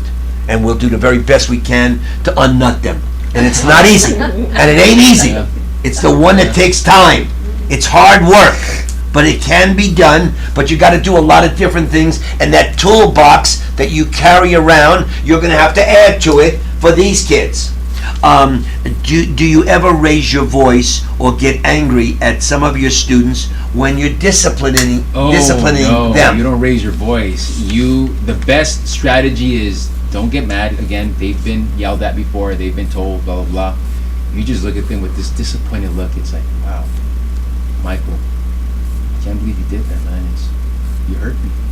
I trusted you, Michael. So I'm hearing, I'm disappointed in you. When you say you're disappointed, oh, it's worse than you yelling at them. They prefer that you yell at them, that you get mad at them. It's like, you know what, Michael, it's cool. I'll just help you out because I'm your teacher, but so the maybe whole handshake thing, it's done, man. maybe it's we keep the voice down. Oh, yeah. Because listen, subtlety works they've better. heard that voice get volume louder than you can do in the past from either the parent or the foster mother or the grandmother Absolutely. or other teachers. Absolutely. Be smarter. And you learn this. It takes time. You don't get it overnight, of course. Somebody wrote something about school shootings. Have you been involved in any kind of a lockdown or school shooting situation? We've had 4 lockdowns at our school. None of them have been. Well, one of them was. So wait a second, Eric. What's a lockdown? It's when they close the doors and no one's allowed in or out. Okay, Or no one basically. leaves the classroom too. Yes, the classroom is basically. Perfect answer. Perfect answer. Something's happened on the campus, or somebody's off campus, and they possibly might be running on to campus. Right. The cops have called the school to Right. say we're looking for a bank robber, Yeah. and it's 3 blocks away. We can't take any chances. Lock the school down. Shut the doors. Shut the windows. Don't let any movement on the campus. Take everybody inside and lock the doors until the teachers lock the doors, and don't open anything until we tell you it's okay to tell them to open. Yes, You were saying. 4 lockdowns. They haven't been anything that's going on at school. It's been in the surrounding area. If they're looking for somebody close to, they'll just close the school down, lock down. So yeah. Last question. Yes. We'll bring it to closure. How do you keep? Well, I got 2. I got my own question. This is my second to last. Sorry. How do you keep from being unprepared for your subject? You mean for what I'm going to teach that day? What you're going to teach that day, that week, that month? How do you keep We yourself unprepared? How do you prepare yourself? Okay, well, we differ. I do what he says. What I do is... Let's hear his. What I do is, I don't keep my lesson plans. I throw them away at the end of each year. Because, first of all, I don't know what I'm going to teach. It could change, right? And yes, you should keep them because you could always go back to them. However, you change as a teacher, hopefully for the better. The book may change. Technology is definitely changing. So it gives me a way to reinvent myself. So what I do, how I plan, I don't plan per day. I plan now per 2 weeks for the most part. And again, it's a very rough outline. I need flexibility. because at some point, like I said, when I reflect, when I go home, it's like this. Today's lesson bombed. I don't think they got it. I don't think they got it. I have to go back and figure out what I did. If it's too structured, I find it, at least for me, that much more difficult to actually go back and reteach. So I do plan, but again, it's sort of like an outline. I'm going to hit this and this on this day. I'm going to use these strategies, and then sometimes I don't have time for those strategies. They go out the door, and I go, maybe I should use that, like, maybe tomorrow. So what happens is that sometimes my whatever I'm going to do carries over to the next day. So it's always sort of fluid. It's never too rigid. So that's how I plan. I don't plan by day because that's too much work. I usually spend maybe like a Saturday or something like that, or maybe a Friday I'll just leave late and I'm like, all right, what am I supposed to do? Oh, I'm supposed to do this. All right, cool, boom, and I'll just do my lesson plans again. Very where I have to improvise. I want to make sure that I improvise because at that moment, half of my class is lost. Okay, scratch that. Let's do this. So it gives me room to improvise. So that's what I do. So I'll add to that, Mhm. and we're not off base. I personally don't believe in throwing away lesson plan books or computer files. Yeah. I believe in keeping them from year to year to year. Right. Not using the same one year after year. No way! But this year, I keep it. And next year, I look at it, I improve, Mhm. and I rewrite it. Mhm. And I keep it going. And I keep my lesson plan books for a good amount of time. It's like a road map. You're Right. going from here to New York City, you got your route. We're going to veer off the route a Right. lot Mhm. because we want to see a lot of different things. But we start with going from LAX to JFK. Mhm. And it's a straight run. And that's what the book is. But you're going to look at the book, you're going to change it, you're going to add, you're going to use the mentor teachers at the school, Right. the teachers that have been there 10 and 12, 15 years. If you have a boring teacher who's been there 20 years and is using the same lesson plan they did 20 years ago, Yeah. well, you're not going to bug with them anymore. Forget them. They're nice people, say hello, Yeah. go to TGIF with them, but you're not going to use their help because they're still using the lesson plan for 20 years. Right. And there's a few of them. But nowadays, the younger element is coming in from the colleges, the Right. graduates, and they're replacing people who've been there 20, 30 years. And those other people of the 20 and 30 and 40 are retiring and getting out of the system. Right. So now I'm quiet. What about any last comments from you asking anything? I couldn't hit all the questions. I'm sorry. But we'll use these for other things. Any questions that you might have of Freud Medina? I just had one question. Please. What did you need to be like the engineering pathway teacher? Like, do you need an engineering degree for that, or? Yeah, you need an engineering degree. Oh, okay. I believe you need. I think it's 4 years of actual experience, and then you have to apply for a CTE credential, which isn't Okay. difficult to get. It's literally, you don't have to. If you have the experience, you really don't have to take any classes. So what CTE is that you could be a working full-time engineer. However, you have time in your schedule to go and teach an engineering class at a high school. Oh, Or I you see. could just be a teacher like I am, who has an engineering degree, or Miss Frederickson, who was a chef, who now teaches the cooking classes. She has her own culinary pathway because she has the experience. So there's two ways of doing it. So, I mean, if you're an engineer and you have experience and you want to I just have actually like a teach math CTE, degree and have like a ton of engineering classes, but I don't have like an engineering degree. I have a math degree. maybe Might be something. LACO may actually be. Are you here in the LA County? Well, yeah, I live around here. Okay, so LA County Office of Education, they'll let you know with more certainty if you have enough engineering classes. That may actually be enough. Yeah, I have like all the engineering classes, like 4 of them or something. Okay, yeah. So that may be enough. I'm not really Yeah, sure. about The rules anyway. change Yeah, for so sure. often. Uh-huh. So And Freud's mentioning LACO, Los Angeles County Office of Education. That's the office that controls Yeah. definitely all the school districts other than LA Unified Yes. in LA County, and they still have a lot to say over LA Unified School District. So they're an important office of education to get involved with and look into. Last thoughts for Froy, anyone? Thank you very much. Thank you. Thank you, guys. Thank you. Center of the attraction. You know what I mean? That doesn't matter. You gotta move the whole unit. Okay, let's keep going. But,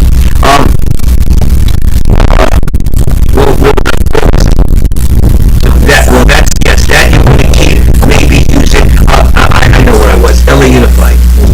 If you're in another district, LA Unified has so much on the internet about so many restorative justice, mental health, classroom management, organization. There's so much on LA Unified's. I gotta believe other countries and other states are looking at LA Unified's, website, the internet. It's so much. So be aware of that for the future and for now. Okay, back to this. We talked about Q-tip. It's over with. Froy's handout is there. Take a look at the cartoon. Check out your cartoon. Read the cartoon.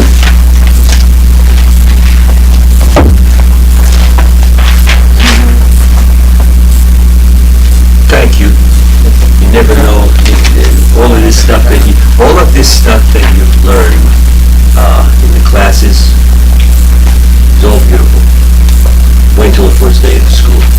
That's when it's going to hit you, and it's going to prepare you, but it's going to be on the job and a little bit different in those days. I think there are two more things.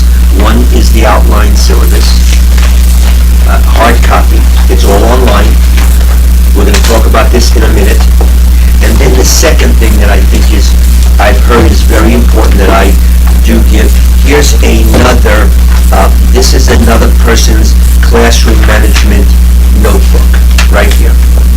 This is it. This is somebody else's work.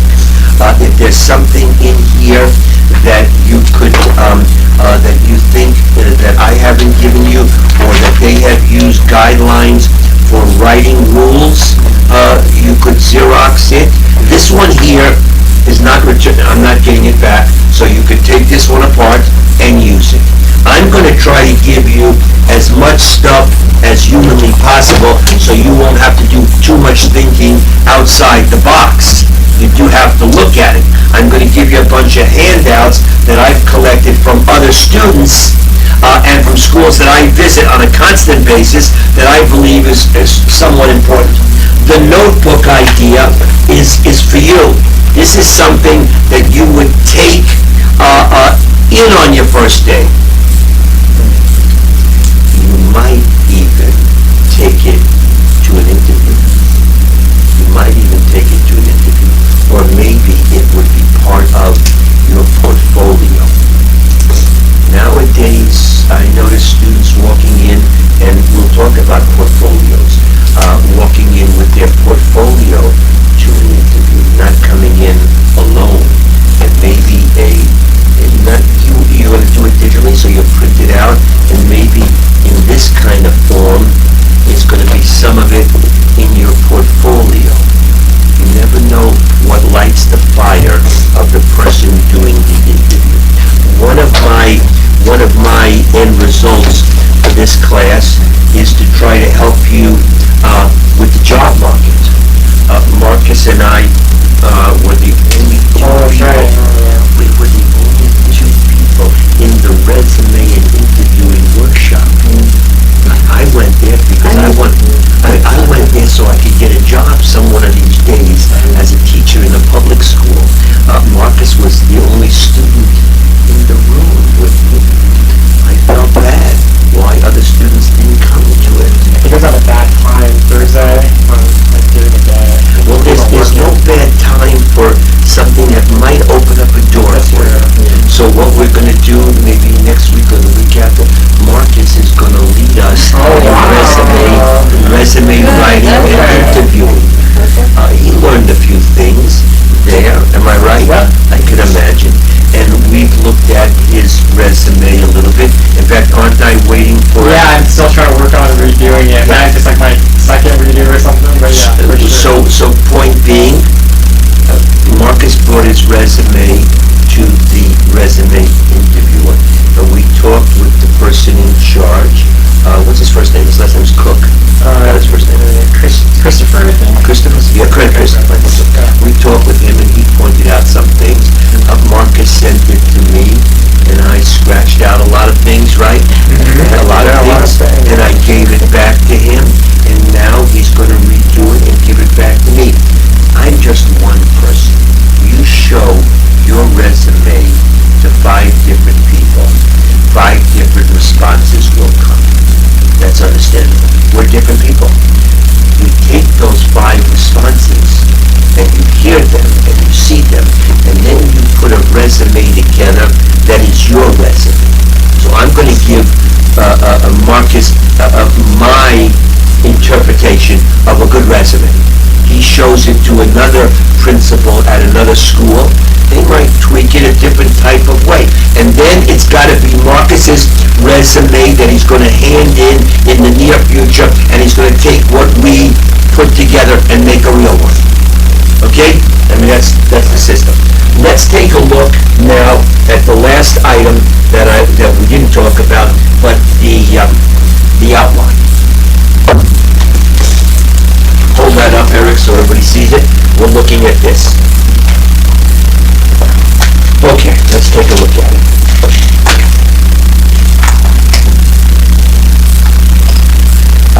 You probably noticed that I'm a hard copy kind of guy. Okay? I'm a little bit old school still, but I'm a hard copy kind of guy. Let's take a look at this resume and let's hit the points that we talked about of what you need to be doing. So the first page, make sure the schedule on yours, there might be one person's that's off. The schedule is of course April 10, 17, 24, May 1, and Saturday, May 4. Right? Does anybody have something that says January? Huh? You have January? So stretch yours off. You're the only one. This was one that came out old. So stretch it out. April 10, 17, 24, and May 1 and May 4. As it relates to May 4, that's up in the air, but keep it open for class. If we can get everything done in the 4 Wednesdays, maybe we don't come on April 4. If Casey says that we should have class, then we will. And you can discuss it with her after class. But she's going to make the final decision about that. Maybe Michael will give her some input, but that's up to both of them. Let's take a look. I'm on page 3. I'm on page 3. This is all, when you look at Blackboard, you'll see it, word for word. So now I'm on page 3 on the bottom. I'm going to jump to these things that I think you should highlight. Okay, number 1. Read number 1 to yourselves.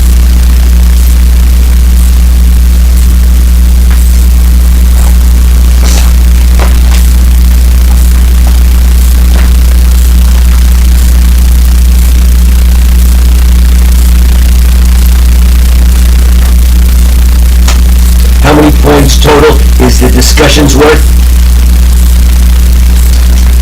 Total. How many points? How many points is each discussion worth? Mine goes from page 2 to page 4. Yes, and discussions, page 5. wait, 2 to 4, but turn it upside down. Turn to the other page. Maybe you got Xerox wrong. Okay. 10 points a week? 5. 5 a week. 5 a week. Take a look at page 5. Yeah. Take a look at page 5, top of page 5. Discussions. How many discussions are we going to do? How many points are each?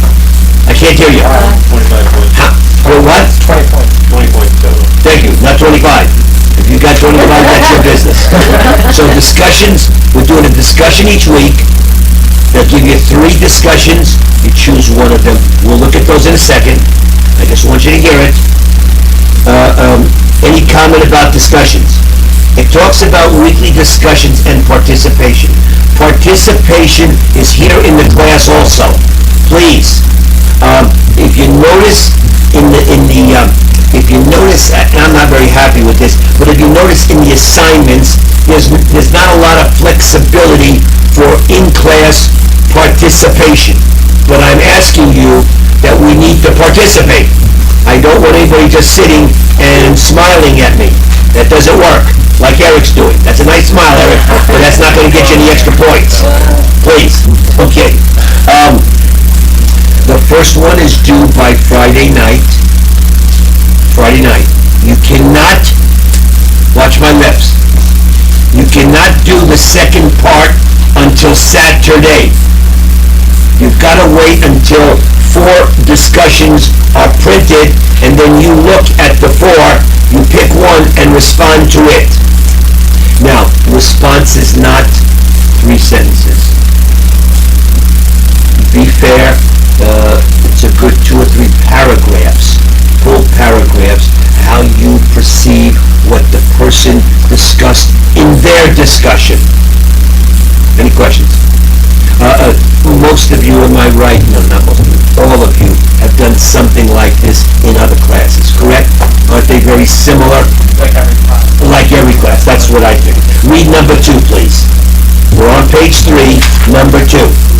That's due this Saturday. Read it so you know what you gotta do.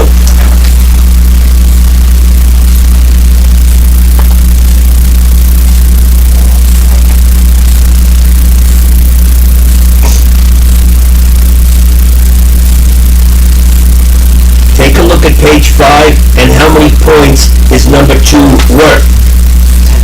10 points. 10 points. It's due on Saturday. Now, they want you to look, I'm going to help you out here a little bit. It's due this Saturday? Oh yes. Oh yes, you've got some work to do now. You've got something Friday night, and then you have 3 things due on Saturday. 3 items. 3 items are due Saturday night. And I need you to stay with the timeline. Need you to stay with the timeline. Now, we're all teachers. Something comes up, and Roy alluded to this once. He said if Casey asks every time, I think, to do texting on her phone, that's too much. One time, if a student asks for a little flexibility, that's fair. You send me an email, Alan, I just got married on Saturday morning. You think I could have a little slack for the Saturday night one? I'm probably going to say no, but that's okay. Of course I'm going to give you a little slack. Every Saturday night you're getting married to a different person? Now that ain't fair. That just ain't fair to me. Get my point? I'm flexible, I understand, but I just don't, no one wants to be abused. So be planning. So item 1, discussions, Friday night and Saturday. Item 2 is the video. Now, it says 2 to 5 pages. 2 pages, max. Not less than 2, but 2 pages. Double spaced, and you'll read about that. 2 pages. I don't need 3, 4, and 5. You want to do 3, 4, and 5? Bless your heart, do it. That's you. No problem with me. No problem. But I want 2 pages. Okay, now, it said in the blackboard, it's going to tell you to look at some videos and come up with some strategies. I'm telling you straight out, you can use what you heard from Freud as one of your strategies and one of your responses to number 2. You can use it. Maybe you want to look at something else also, but you can use what you heard from Freud, and you have, I don't think I talked about it, maybe I forgot, I think I said it, and you have Freud's a handout. It's there. I gave it to you. So you have that. Okay, I'm turning the page, and I'm looking at number 3. Also due Saturday night. This is the 3rd thing due Saturday night. I'm on page 4. Read number 3, case study. You read it to yourself.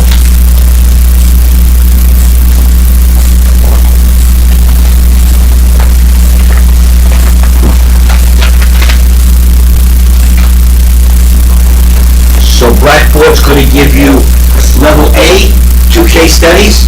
Level B, 2 case studies.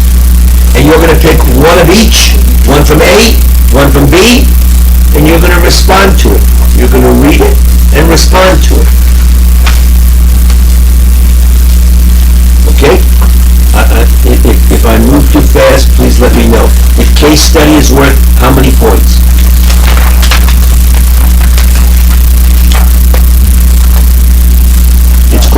It's called encouraging appropriate behavior. How many points is it worth? I can't hear you. 5. I still can't hear you. 5. Okay, now I heard a little bit more. Eric was quiet, but I heard 3 other people, so that's good. You heard them, Eric? Thank you. I like it. Number 4, do next week. Number 4, safe schools, do next week. Read that large paragraph.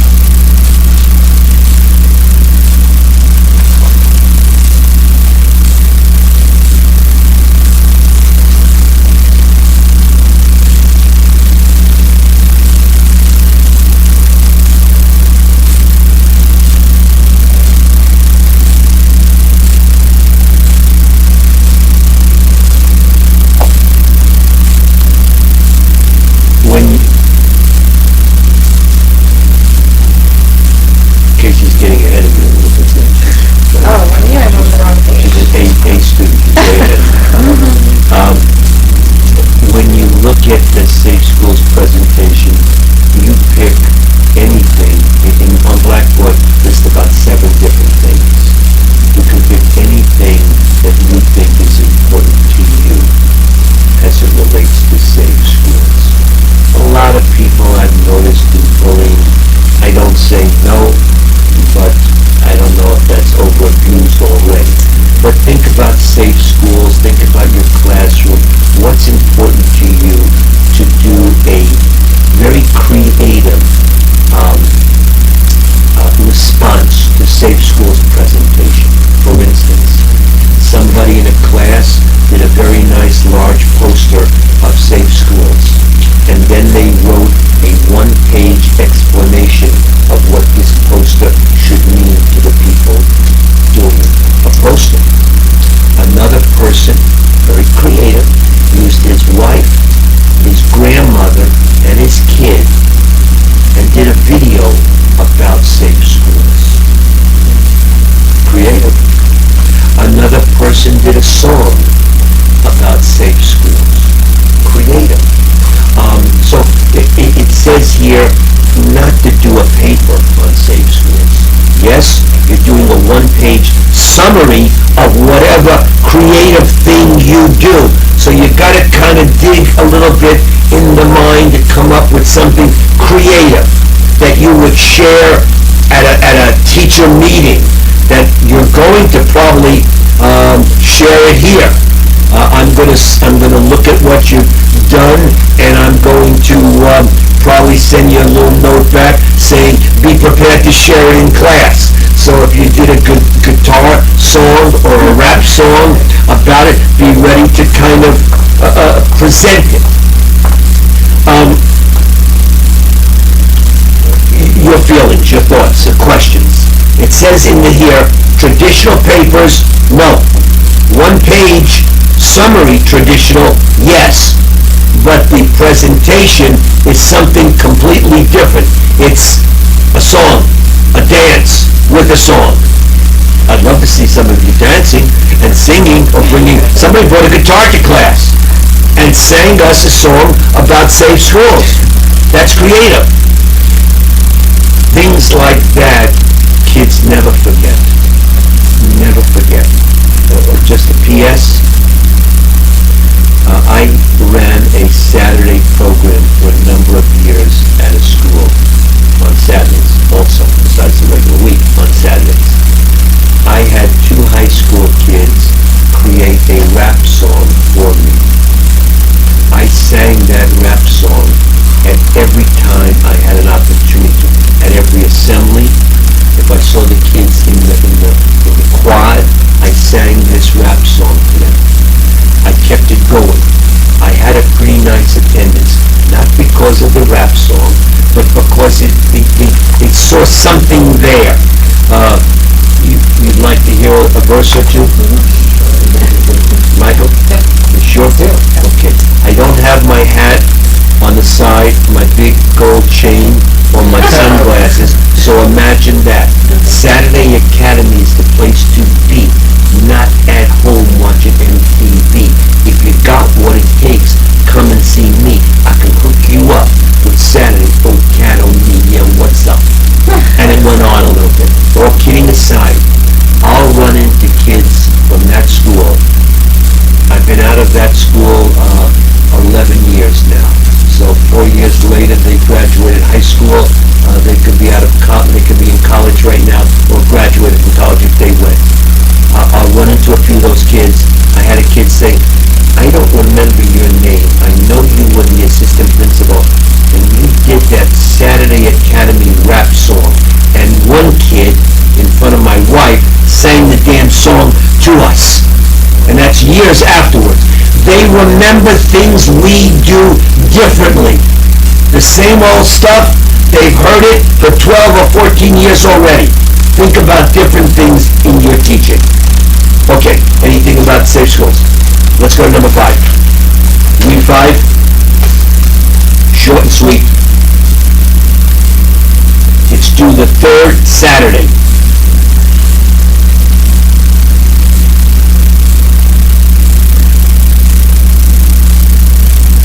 How many hours of observation? Who are we observing? Gen Ed teacher and special ed teacher.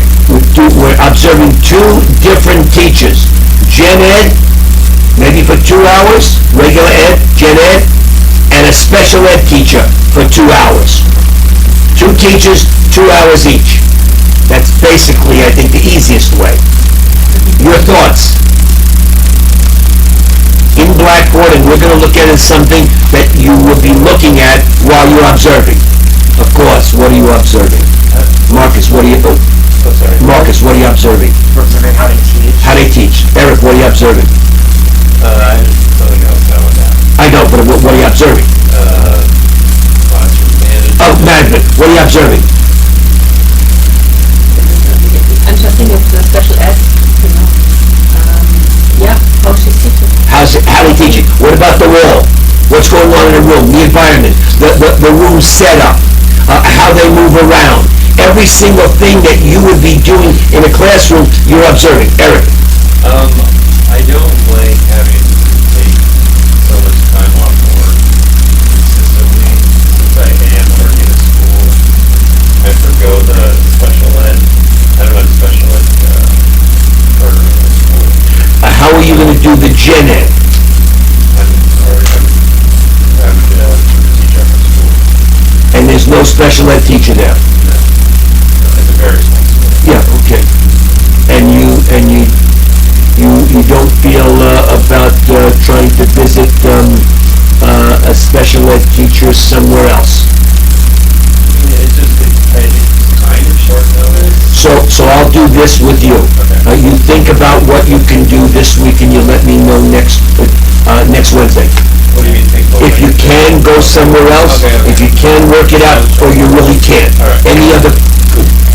Let's work out things now. Yeah. Please. So we have a special ed, you know, they're putting students out. Can I go and see her while she's working with students, you know? There's no special ed classes. You There's don't no, have like, any. full class. You don't have any full classes. No. Everything is resource pullouts. Pull out. But So yes, can I go answer is there yes. and watch her? Yes. All of this that we're doing is for you. Okay? And nowadays, back in my time when I was teaching, special ed kids were where? Not different schools.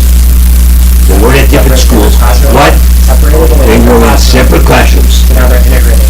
Now it's full inclusion. Yeah. Now they're in your classroom, unless they're really emotionally disturbed. So now they're in your classroom.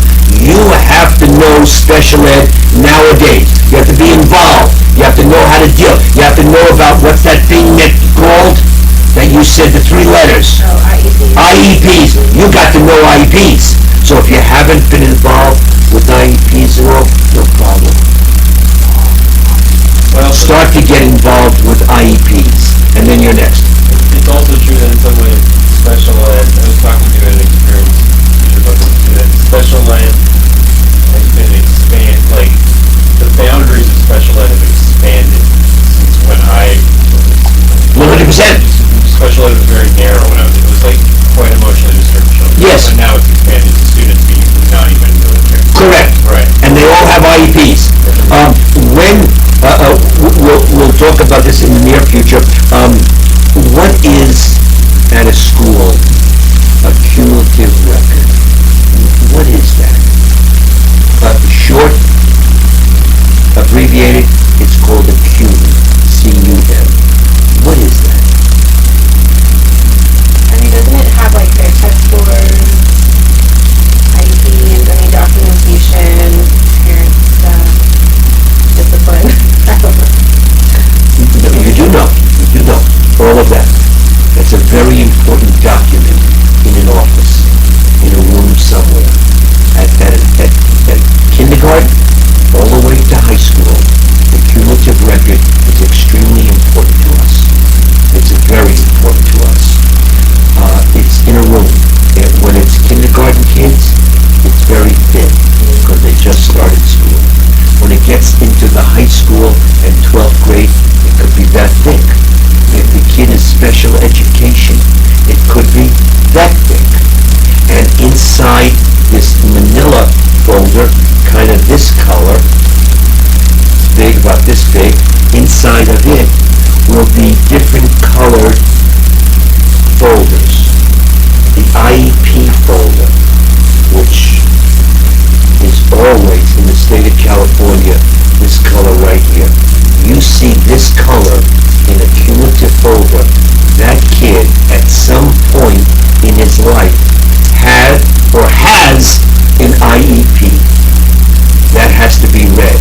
Now the kid could have been in an IEP situation, and then the family checked him out of IEP, out of special ed, but the folder is still there. And this cumulative folder and all of these different colors, we'll go over the colors at some other time, but all of these different colors, the green, the gold, the red one, the blue one, they all mean something about the kid. So the bigger the folder, the more involved it is. So when you're at your schools right now, we've got the 2 TAs as a sub. You could ask maybe to see a CUM. Maybe they allow it, maybe they don't. Schools are strange about cumulative records. As a full-time teacher, you're allowed to see the CUM. You're allowed to go into the room, probably not take the CUM out. Elementary people sometimes have their whole class CUMs maybe in their room locked up or close to their room in some coordinator's room that they can go and check the CUMs out. Elementary teachers at the end of the year always write something in the CUM. When the kid gets into middle school and high school, the secondary teachers don't think they have to write anymore, and they don't do any writing. But labels are put onto the CUM about grading, how the kid has done in his different classes. Okay, the cumulative record is something that's important. If you have an opportunity to ask someone for permission to, with them, to go and look at some kid's CUM for your knowledge, could be very important. Could be very important, especially if you're a TA working at a school. Okay, we're not going to read number 6, but you're all probably familiar with the showcase assignment that you have to pick an artifact and upload it from this class. But we won't talk now. The classroom management project, we are going to talk about in a few minutes. That's how many points? 25. That's the signature assignment for this class. The classroom management profile is something that you're going to fill out, and nothing to do that's any major catastrophe for you. Take a look at page 5 for a second, and then just look at the points. Everybody in here, am I correct, is ITL student? Anybody that's not ITL? I saw everybody shake their head except Michael. I'm ITL, yeah. Okay, so you're all under the 108 points, and there's 8 points for the showcase. That was, since they moved it into ITL, you know, some people weren't in ITL in other classes, so it's different. I'm going to let you read all of this, turn the page and drop. I want to go to the page that says week 1, top left. Week 1, top left. It looks like this. Week 1, top left. Keep turning the pages until you get to week 1, top left. This is all directly from Blackboard. Nothing changed here. But I want to talk right now about hard copy stuff. Week 1 learning activity, you read it. Week 1 discussion, you know about the discussion. The video critique is on the bottom, you know about that. Turn the page, please.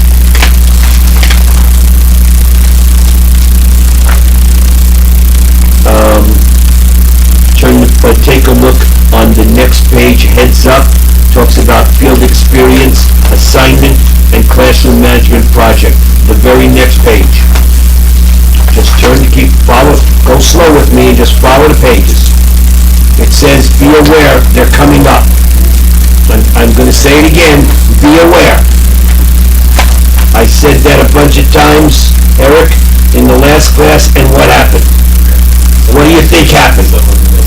A couple of people. Last week, Alan, I don't have my notebook. What do you want me to do? So I'm a nice guy. I really am. Okay, we got a few more days. Let's get it done.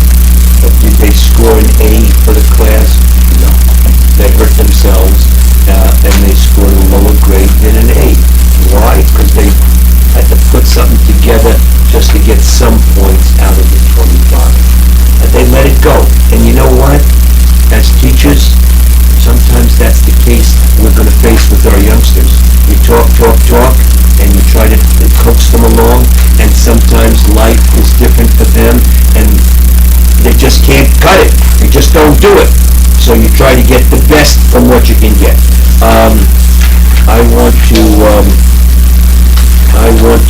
turn a few more pages, and I'm looking at the page that says discussion board, left side. Top of the page, left side, discussion board. About 4 pages, 4 pages. Turn 4 more pages. I don't have a watch on, my phone is off. Help me with the time. 9:44. You're kidding me.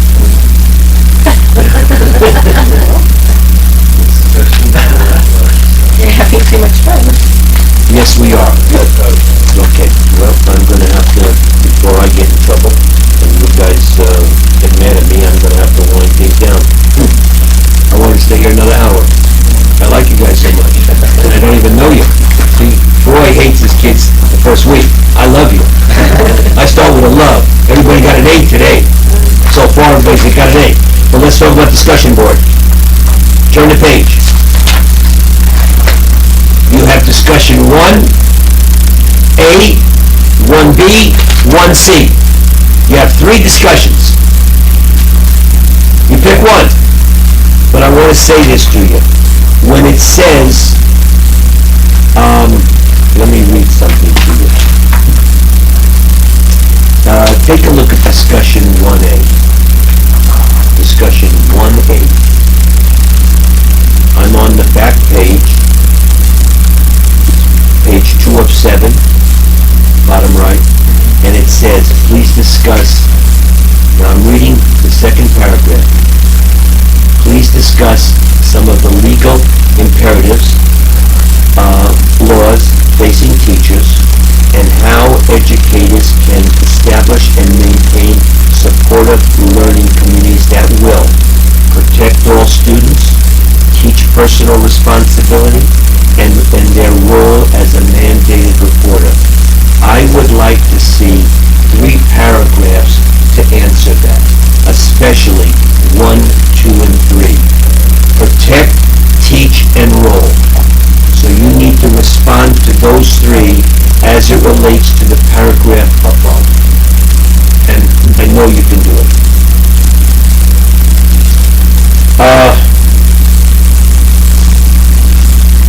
Any questions so far? It's not nearly as bad as it looks. You got a discussion, you got the case study, and you got the video. I just want to say one thing about, don't close this up. I did. One B, No, wait. discussion one. Let me say again. You have 3 discussions, A, B, and C. Pick any one you like. But respond to it if it says 3 things. If it says, what does this, you need to respond paragraph-wise so I see that you're picking up each of the items that they want answered. I really don't want to go fishing through one big paragraph and trying to pull out the answers. I don't. And you won't as a teacher either. You want them to answer the question and be very specific. Okay. So basically on discussion A, B, and C, it's 3 paragraphs. Okay. I want to point out one thing that I need to, and then we'll say goodbye. Remember what I said earlier. If we stay a little later on Wednesdays, I'll cancel Saturday. So I'll play that by ear. And we can have a vote towards the end. Not that I'm going to listen to the Democratic vote, but I probably will. If you turn the page, the top of the next page says field experience. It looks like this. Just keep turning the pages until, there it is, until it says field experience. I want to answer Marcus's question. Turn that page over.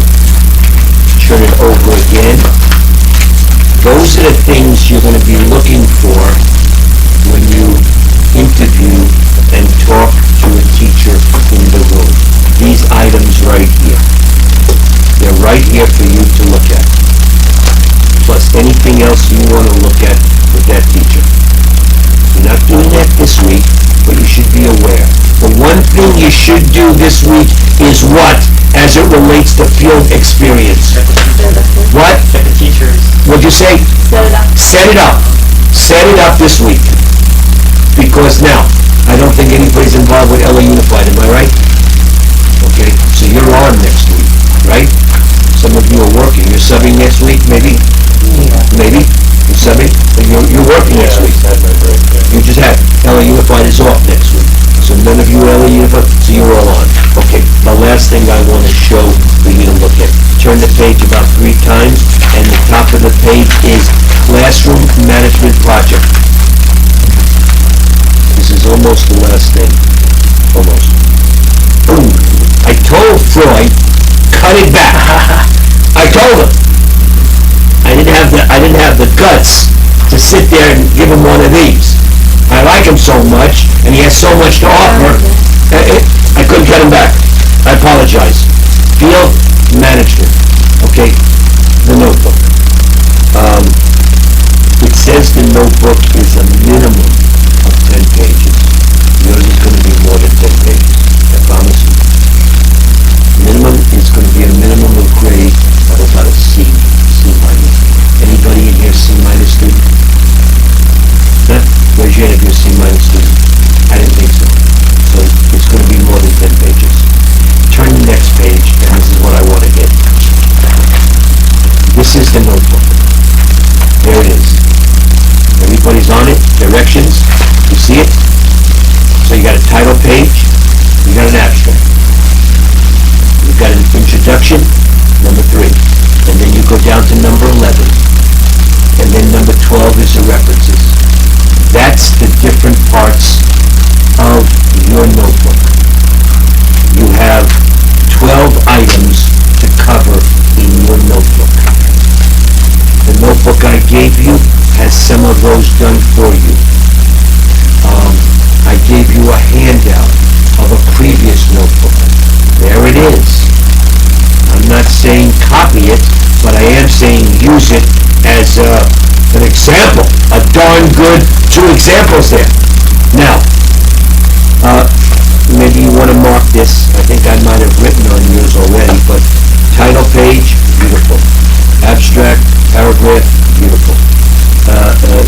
Number 3, table of contents and the introduction, there it is. Numbers 4 to 11. Write this down and look at it.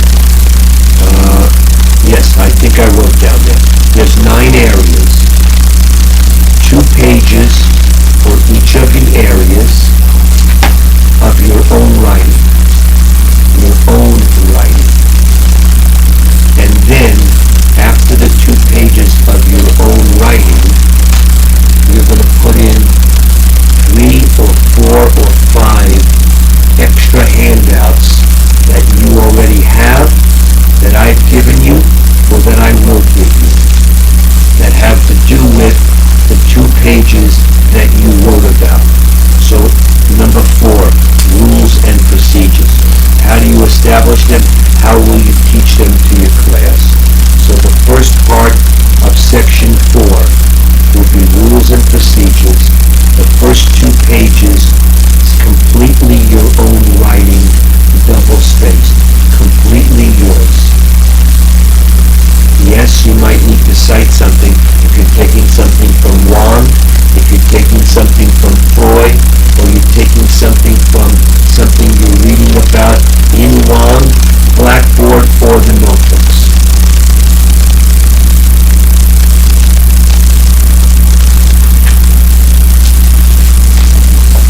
Questions? Concerns?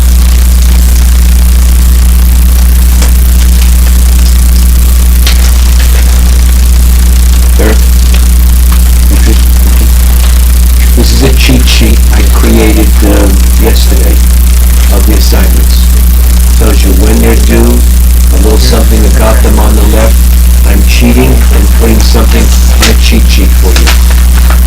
I thought about it, I might as well put something there so you see what it's worth, when it's due, etc., etc., etc. Why Saturday instead of Sunday? To be honest, I don't know. It wasn't your choosing? No, it's in Blackboard. Wow. You'll read it. Every other course was almost Sunday for everything except the last exam. Is that so from the rest of you? Was it Saturday? I wrote it on Sunday, I wrote that, which was on Saturday. Well, I'm willing to work with you. You're going to see in Blackboard, you'll see in Blackboard, correct me if I'm mistaken, next week, I don't mind if I'm wrong. You'll see in Blackboard discussions Wednesday and Saturday. I changed the first one myself to Friday because how many get it done tomorrow? Excuse me, how many get it done tonight? Impossible. Because they think the class might be Monday or Tuesday. No problem. But everything else is Saturday. Now, let's talk about it. On this first week, do we need to move? Take one more item from me, and I want to end class with you spending 2 minutes, just 2 minutes, reading what I just gave you. 2 minutes. Yeah, I like that. 2 minutes, read it. Just 2 minutes and you're out of here. 2 minutes.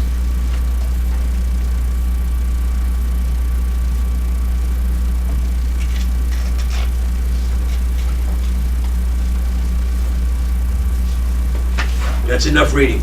Remember, we got to be positive with the kids. Praise. We can hammer at them all they want, but they get hammered enough. So praise, praise, praise is quite important. No collaboration. We're dismissed. Drive carefully. If you have a parking ticket, Henry out there will put it through the machine, and you just need that to get out. I'm here if you want to go one-on-one with me about something private. I'm here. This package of stuff, leave this package. We didn't get to it. We will next week. Leave it on the table. I'll put it away. Your name cards and stuff, take with you and bring them back. Okay. You need that. I'm going to keep this. You're keeping the notebook and the handouts. Drive carefully. I'm here if you want me. Be good, have fun. This class will get better and get easier, but there is some work to do.